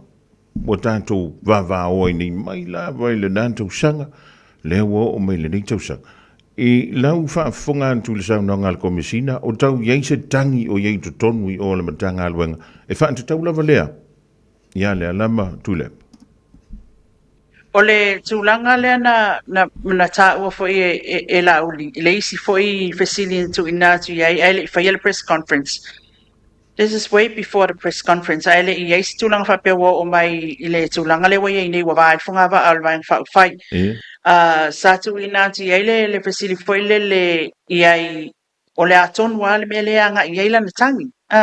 E se sila fo o le tuwa inga. O la na tuwa I mai I lunga o social media. Ia le whamai o va ele na o ti ai tu au te tu lo. Ia au lai lo e la auti. Ia peila o nisi na tu langa o lai e anga I ele tangi la lea whaasanga iai. I le whainau tu sima te tai o le HRPP. Ai I le taimile nei mtanga luenga o leo leo. E le I whamau tu mai pole atonu ale mea lea anga ia tuai le tangi a le fionga la uli le mali toa. Na pau ale tu langa lai whai mai ei au apa au.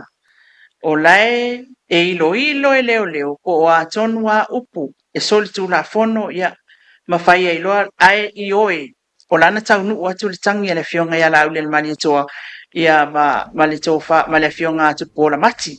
Ua tali e le tatou fesili lesa o fesili mua mua ai. Ia e o le taimile na e whai mai ele yo o atu le tangi. Na o se tusi le na tu ina atu. Awa le tali na o pa au na whai mai wa leva. Fata amata matanga al mta upul nei. Lea la ua wha mautu mai loa awa pa au talwai nei. Ia o lawa iei le tangi. Lona winga. O lea lau tilo I leo leo. Lua. O lo ua iei fo ima leo leo ni usila o lo lato ngā lue whaatas. Ia o lo whaia le whaiva lea o le ilo ina o upu ia. Ia whaatula iei. E pe ono whaatula iei. Ni mo lianga whaasanga iei o lo tangi atu ai e le fionga le li whaipule. Ia ma le a fionga fo i atu pola. O lono winga la a whai o ita o le tangata Samoa tate le I malama lama lawa le tali o lusili lea. O lawa ta antia le tangi ila matanga aluenga o leo leo o se taimi ia ona whaantula I fo I leo ni molianga. Pe a wha a pea ua solia ala o le tula fono po ta iala o le tula fono. Tau so antu le nanta la lilo mai awa ilo whinanga. Ta ole. A wha pea ilo atu o upu la ele o afia ia tūlanga whele leo I ei tula fono upu tau whamatao. Ma upu e tau leanga ina I se tangata tūlanga whapena. Ia, na o ni tala fo I le sesi o manga I le taimi o le porkalame po alava. Ia, o le tūlanga la le na. E whai e le fua leo leo. Wa e fua. O le ale mamafa o le upu, o le ale mamafa o le mau, a le afo le tala tula fono I le molianga. La fo ile mama for sala ioi me umalana la e titilo i leo leo Ia, i le fua le tātou whasalalaunga nei, i le saunoanga le fionga le likomsina le tu mai a tātou i luma o le Parliament o Samoa e peona ofisini ai. Ai, o le tūlanga tāua. O le tātou foi le pito la, tātou te tuli loa, ma tuli ma tāngau le ufia sina. I le tūlanga o le mata upule nei leo, ina ia matala mai. O le alfa tinonga la e whai temi nei. O leo mo lia la auli, a whai o le iei tu wa inga, o le whai ti o mai la auli lana side, o le na iei lana tangi, ia e te tauna, o na tātou tuli lope, po le tūlanga wa iei whanga salonga, al matanga alwenga o leo. Malo tai ya le luma yava manino le mantala vai o ina le na tafia tuli. Le anga o le au mai lava i lunga e le mamano le tunu. A whaila o lai tu tonu i o lai lo ilo na mata upu. A tonu i eise aso. Ia le futua a mantala i tau sanga le futua February. A tonu e eise aso. Ia a wha apea e stick ia ma whitau i le lei ma tu la fono. Ua so lia ai le tu la fono. Ia a tonu la tatu tu tala no wha apea le mata upu. Lava lea lilo mai au. E moni, o le tūlanga e au, una tātou loa pēa ia le whangasolonga al whamasinonga wai e le taimile nei, i awa o lewa a mata le mata upu, ia e peifo i ona atonu o le aso whareile, ia e lua mea tilo i tātou, pe ono tali ai le fionga la uli ona molianga i luma le whamasinonga, ia ma whatulanga mai ai loa, a whai e tali i oe, ia o whatulanga le aso sentence, a fai e tali ele i o ina morianga lona winga o whaatulanga le aso le hearing pe ilo ai mau o le mata ule nei whaasanga i morianga wa papena on mori ai le fionga ia lau le manitoa ai whaaftaia le vaenga lea whangamua i le tūlanga foi le o le tūpunga nei o mea sa tātou tuli loa i le amia tonu leo lo alanga ina mai pea e le fionga ia lau lian mani toa pe whana ia sauno an le lai le whaapot pitonga o nisi o le fast. Ia o leo tatou o mai le me sa ili ai le amia tonu. E au ngala ia tatou le au whasalam lau tu stala ona tuli au pupea ia le whangasalonga le whaamasinonga le tulanga le awao i. Ia e au mai ele tali mo i tatou ma whaamanino ai. Tulanga umai pe ona ia i tau almanga o le ni mata uku alo asu. O lea ua taatia le main issue, ia po o le main case, ia o lea ua nga i mai isi mata upu i le loto i fale lava o le mata upu le nei, ia ma o finau mai foi leitua la uli e lo la atou tatanunga, a lo finau atu foi leitua leo i e lo la atou foi tatanunga whatatau i la atou sa ililinga, o le tali la ma le atoanga le melea, o le whaamasinonga e au mai e ilana whaaiunga. Lele, malo vau, taia lilo ua maninole, mai tawantu fui le au talaina o le tātou mta upu. Ia ma le tūlanga mua o ia le mta upu le peo no o tūl whaamsidonga i le so. Ia tālo sia le lofo le tua, se to a pele tai. Awa tātou te vave. Ioi, mana tua, o lea ire i eise mea o wha amao nia. Ai antonu o nisi o tātou langona le peye, Pi o so i lunga le suka voi le ma le toto maua lunga la folo ma le tala i le tala feo. Talo fai. Ia e kiki ngā inga ianga o i ngā ari i malo ngā sengasi. Ia ai ta atia le mata upu. O lawa i li mo loia. Ta atia le whinaunga. A fai o lela atoe o antu le mata upu le whamsidonga ma toi ilo fo i le aso fwai le asau ne.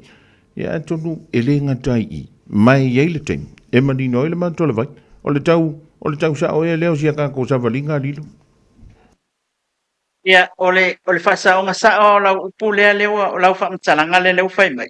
O le tala a le fionga whaatasi. Wa whaatasi le stala matua le sa iei tonu o le tatou whaamasinonga le so. Le ana fonga mai ia le pa ia ma le malu fo i le vaenga whai el fast ia sa tui fafu. E tali maua tui fafu. E le i yo o le mata upulo na iloina.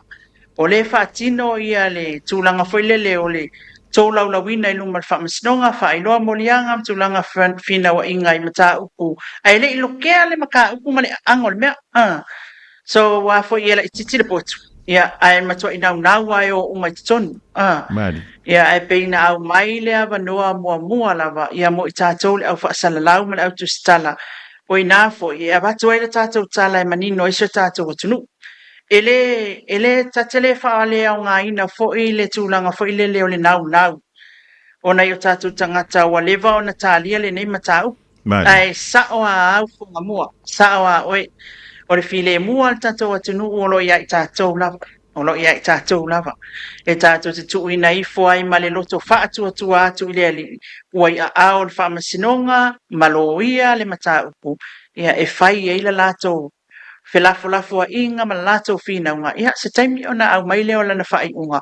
E tatou te tali ia i le atulanga. Ai wata le to e fia lo te atu atato au fai tio i lunga a wa wakele nga susungu papakiu ika ai whaftai tele a mo le tele o nisi o fe au fo i e whamalo si au atu tato vaenga tu stala i mato fo i pitola e na langona ina fo i ana leilani si o whaase atu fo i ola li poki mai mepe ia i whafol whamasinonga ia ai e ono sa ia o tatou ia o le tūlanga lava lea au mai le tala ia ona tanofono file mua lea ia kongilo i faf ia e fai pela tanga luenga i tusai ia o le vala awina le vala awa i tatou ele atua ia lea lau tatou manino i lea so ma lea fo i whangasolonga mua o le ua i tula ia i o lea fionga ia lau lea le mali atua ia tae au aso tofi aso whareili ia ona tatou toi whaalongolongo fo i lea po lea le tūlanga o le aia i le whangasolonga o le neimata upu i le whamasinonga. Ave lo leo mo le tolanga fa tai mai le tanto tu vai nei ya le lo maiava ya o fa au nga se la vala o fionga ona o le taulongoloina o le paia ma le mamalo o le tanto o tuno ya ai tano ile tua ya to apele tai ya lava pele on sai le sei uma nei ona o to vala au le pe o te text ya yopu ya e vala au to official o zoom ya o te loaio o tuna nei inu mau fuala au ia ona tanto toi seki foi la ia ia wale so for really o lo lumana nei alo vale tua te antu lo soifua ia mala manto wala antu no la antu fe antu stand to filo inga les really ia pe antu sai maleola male malo si wai o le ale nga ngi meka ko ke vesi ai ai saule vala au ia eva mai fonga mua ali fo ile le anga vale le lilo stand by mai ai la votu dai to lunga mai ele tanto filo inga ile so ia manu ia tele la singa o toi fa tai ia mo le tanto filo inga ai le ngau a kola wa unga sale fai mai a wa fai mai ke langa vali ol tulanga na le ho ye tatum ta upule soli fonga mua ai tato fata talipea mali fatu tua ile tua ia mali file mu mali alofa mali onsai ia e fa manino mai lava ile ali i ona la usaunia ia le nei foi mata upusio tato tunu fa taitele amal fa mal I think o el tanga mua lewa fai mai ale fa mal au mol nei aso ia e ui foi ia ina tau nga i fole ne la o le fatu tua ni so tai militele mai o papaki ia ai ia lo fangia ele ali lo fangia lava ile tua ai tawia ina ia fa man mia so tatu tunu o lo mai mo mai la ne tapo inga Samoa ia ile nei fo i fa sala launga ma le nei por kalame fa aftai tele la mai moanga tatu feilwa ile asfraile o mo o ile stofi o mo ai ia ile lo fa maleanga le ole tua mo so na fa poponga fonga mua anu ia tele la te fa o le fiafi le mai ava mai na vai mai Samoa to fa soifua ma ia manuia le jonga ia lilo mai ava mai na vai le sui o le tanto wala leo ia o le nai tau mo foi mai e longo antu oi ia po lau sunga po lau afionga ile antonu o lo e au mawai a o e fenga ia ia mo tiute ma faiva alo filima e au noa ma se tuto wa vai nei ele te leo nga lu nga le e fita i tunga ia le fionga ia lilo mai ava ia wa lava le taulongo long o Samoa ele nganta i New Zealand ai fa pe foi le lano langi a to lusu minuto ndale o litula e fa Radio Samoa tasilima i batolu amo Radio Samoa tasilima i batolu amo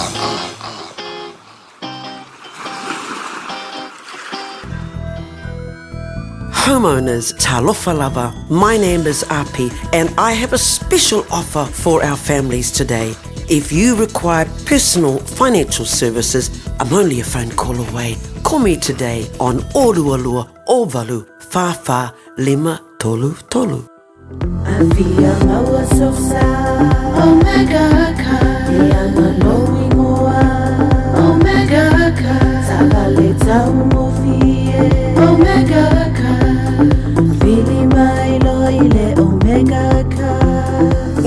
Cars. Lua selau Cavendish Drive I Manukau. Po le telefoni o iwa lua fitu 5 tasi lua. Susu mai Manukau ne Omega Cars. Umalole keisi le Omega Cars.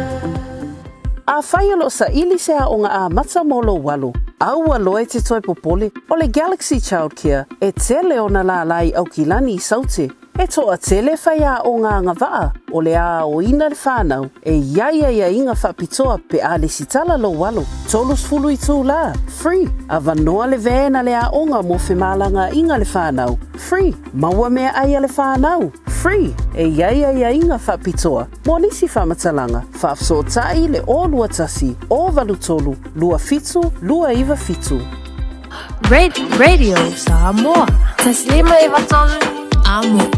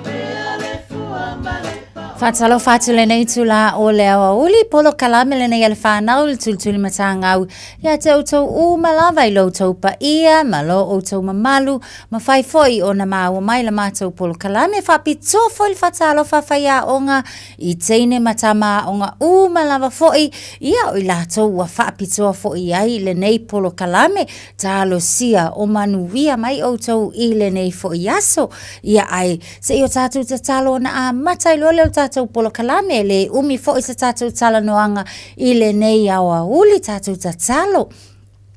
Le atua ia vi ia lava lo suafa, mātou whaafetai ia te oe, ona o loa lofa ia I mātou le nei aso, o mātou au lia fo I le nei taimi, whaafetai tele lava, I lau whaamalo longa ia I mātou uma malau puipuinga ia I mātou uma lava, mātou tatalo ai se tama, se teine, o loo whaanoa noa le nei taimi, pa I atu lava lo a fio, ma e whaamawhanawhana ia I lātou, mātou tatalo whaamanuia o toenga le nei aso teine matama onga uma lava toi fo ia tui to tono falea onga pui malavea I lawa fio whamanvia mai oe I mātou le nei aso ina ia hi ule aso I le vi inga o lau lava fio mātou tatalo le na whamanuia I mātua uma lava ona o lau suafa Yesu Keriso mātou tatalo mawala awa tuai amene.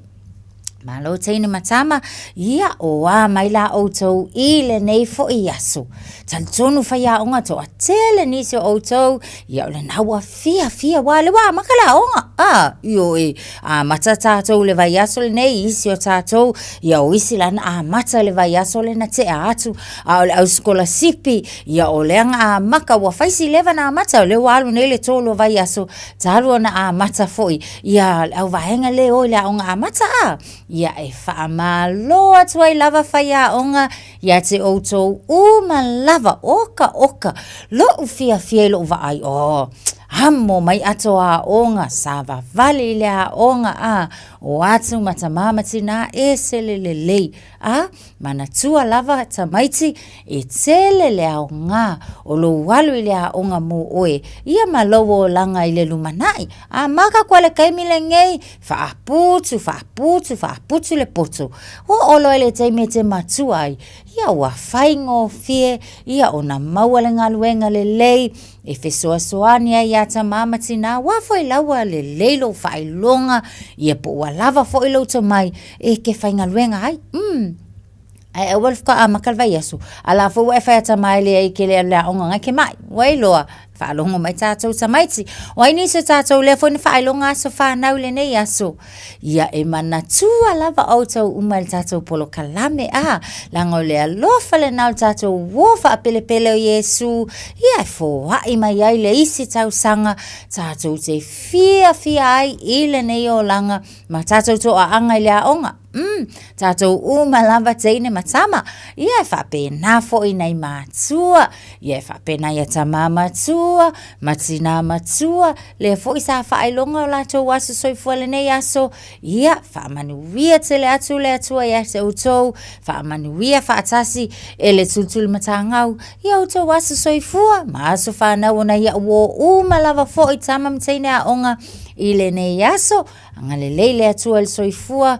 Na yo tua asina sina e maise oto lava teine matama ia foai pele ma losi ya te oto lelei tātou tala noa wālena o whai atu. Ele umis tātou tala noa ngā le aso le nei. Le anga le fo isa iel tātou polo kalame tā ua lava. Le whatu a mae atu. Ai mō tātou. Ia o la tātou whaamanatu le anga o lea ua a mata o na o tātou ia onga. La wuko e pisi lunga la wala kele. Taimi o le tae au e a mata mai lava le fale. Tātou teine matama. Ala popo ea io e vave na ala ilunga ile tae au ya nga ile vai fa mama le lei o le teine ma le tama Samoa e tatau ona hola tu mama Wailoa, wa e alu waku ngele a onga makua i lesi oka le maangaia. Ea, le ngata le halai o lo ma fau ma losi le leilo tino. Ia e ke sa unge i mo le a onga i le aso, ma le aso. Ea, uma na e sa uni le lei. Ia, wata e le fai ofu mama, selu le ulu. Alu e fai lau se e vai. Awala wala au yatina e mali se e vai. Falong mai tātou tēne matama. Ioi, whai le leilo se e whai. Ea, ia wa aile ato. Saula ia le whai lau i puki ngā wa kope a koe tinali tae au. Te leo tātou tamaiti. Mumusu kako e whai le piki le whai tinali tae au. Tau te iloa e tā hua le whai o lau mea aile nao le tae au le ta pena tinai i le whale. Io e whavela lau ngā ioi. Ie saula e nofo i lalo whai le lotu whaftai a Yesu mo le mea ai o le aso. Ea, whai le leilau mea ai. Ke alu aku le aonga. Oka. Makua i sa uni lau ma fau. Ma losi ma lau tino. Awai e isio ka koe aku le aonga. Oka. Va aila le wheka ngisi. Ai whai maitina. Ia ele i aile ali ingal tae au. Lenga abakul mea ai musu. Fa alongo mai au tau teine matama. Fesoa soani au tau yata mamtina. Nofo le lei lalo. Whai lau mea ai uma. Ngai kangole avela wipu ioi mata mai leo langa o tātou tutonu le ainga avela wipu e tui o le vaenga lai fufulu ai ipu ia onga e sa ungi fia lo le te alu ta avale le se ka alo i tonu le ta avale fa mole teine matama nofo le leilo nofoa ma kou ia ngofo ilunga nofoa i te tonu le ta avale nofoa ta maiti mauti noa o laifa a mau le leile nofoa fautuanga fo ile na mo tātou nei mātua le taua o ia ia na o se fangu lava fo il tutule mtangau e taua le mata i tu le leio nofoa o nei whanau ia no nofoa i te tonu o ta avale o leisi fo i tu e iaile taimi expire ia tātou nofoa na se isiaki le lei ia tau mawhai e saunga le mu le leivaenga umana ia mo nei whanau leanga o le foi whato a amata ia le nei foi tau sanga whaale awa onga mo la tau teine matama ia whai le lei ngofo kongo le ka avale awal ka alo le whai ko ka avale wailoa atau nuu le aonga ia onga e tangolo lea mo lau ato aonga woi ka kou ia ua tolu tau sanga wha tau sanga ngai lunga Mola ko aonga ka kolai primary school awal fia pepe mola u ato ma esa vali lelei ia ona tau wa kele o vai nga umana wa uma na fa senga lelei fa ia onga mo oe ia e fesoso ani ia te oe e ke makuanga wa e loa lava oe ia au mea to tino ia e te tau ngapa lava ia ia ma fa pe na ona e tau ma fai ina ia e mata hala mea uma lava vai ka ko pengi awal ka kia ia oi wa kuloka alo la onga vai tau ngata wai lua lai tau ma fighti na matama e fa tau o mea onga mo tatou ia wa tusi api ia fa mole fai fa alele ia tatou mea onga wa tatou fa manatu na ia mole nei yaso le nga lewa amata ia le tau sanga fa ale awa onga mo tatou ai ia manuia tele tene matama le nga ia to tatou ile nei vai yaso ia onga tatou toi tala no foi isa so iluma au le nei yaso manuia tele lava auto uma lo fatu fa ia onga mo auto uma lava to fa soifua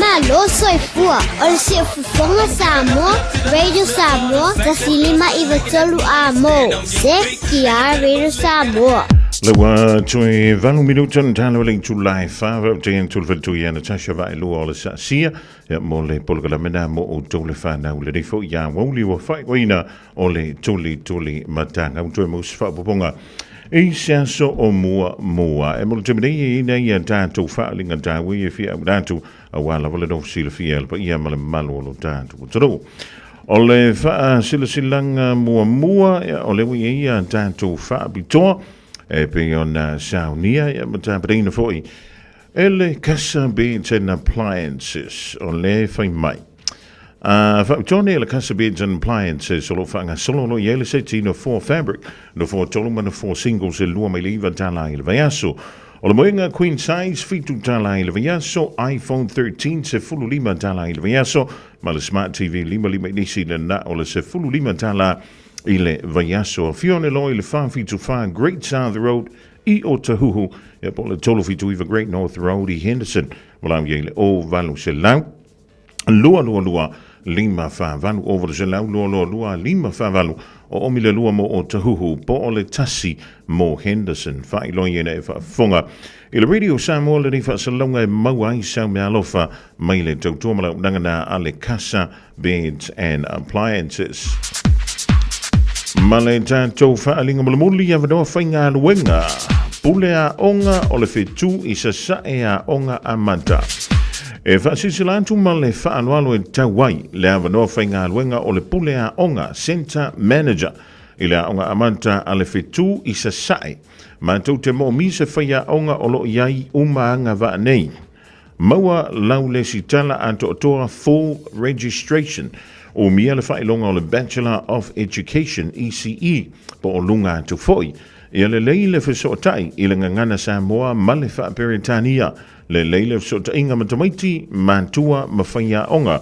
Ia te leile si le fia, I le tapalei no ta yala moa onga a le whanau. Ia nga waa whaataitai le leima sa nga lue foi tūlanga whaataitai. O mia le poti maile ofiso leo po le police vetting, Ia iai fo le tusi pasi mofiso swani mo mua first aid certificate. Tau au mailau tusi talo sanga whaatasi ma wha maunianga o wanga waa whaatasi malau CV mani iau pepa wha maunia po le ID e au fiai le tusi fulau. I le aonga amanta o le fitu I sa sae I le tuan tusi tasi o wha Dawson Road I Flatbush. Tāpunia tusi talo sanga I le so fitu soli. E wa le vanga pasiri le solo ko ba ia ko ilunga I e fa amore mo le ano please le late you mo ka ngole ko fa madino antu le tulanga na ai o nisina tanto fa linga o le wa tonu mai I le ofisa o le Radio Samoa le fo ia wo ya wa la vai le longo pui li o lo topa ia malo o toma malu Wana fai ona awina atu le polokalame ale awa uli mafufonga mua ona o le lango malosi ale Galaxy Childcare Vili mai loa le o lua tasi o valutolu lua fitu lua iwa fitu e resitala aila walo Samoa wa tolunga to ina se to tuala to ona i le ria so lua o le asa ngana wa le talafeu mai la mai tau mai e pontuale to tai e le temi sasi la vai alo fole tu ma te yantu lo to soifua maso manto wala fa to vai la so antao ya la to tam fe to foi a wale tanto maftai lunga o pea manga lunga lo le e ya maru e tele la singa marisio fu fuanga ba polo kalama o lo to to o le ni fia fiola so lua ya po le so fu foi ya i tanto i America Samoa Hawaii America Alaska Nebraska o ya nga a ma o to uma ina ile vasalolo tanto filo ya ile aso antao i lona lofa le fionga ya le antaua peseta severe ma le polo kalame o le nganga i fo faiva le usaundi mai pe mai antato tala mai Australia le tu no fo fa maruia antoi fo ia le aso fa now o le tina o le ni ainga fa maruia antoi le aso soifua o le tina ya Ana Rosa Ioane Pantu fa matuina le solo na sofanda ya maruia tele le aso soifua o le tina mau pili sia so stele tanto te mafutai ya au tanto weva fo ile ni tunu uvevela to manu lu ko e fiu so in kupengiske tanto fila i se taimi alo fanga ya mai o ainga o mala vele ngantini New Zealand a o Samoa fa be fo ilan ya to ya masiau fa na wa ke lo le ya nga wa kamanga ya ma ke kusi awa ya we kusi pepa i fo fa mo le alo please Ruia la viavi, alo vantu, so i voia.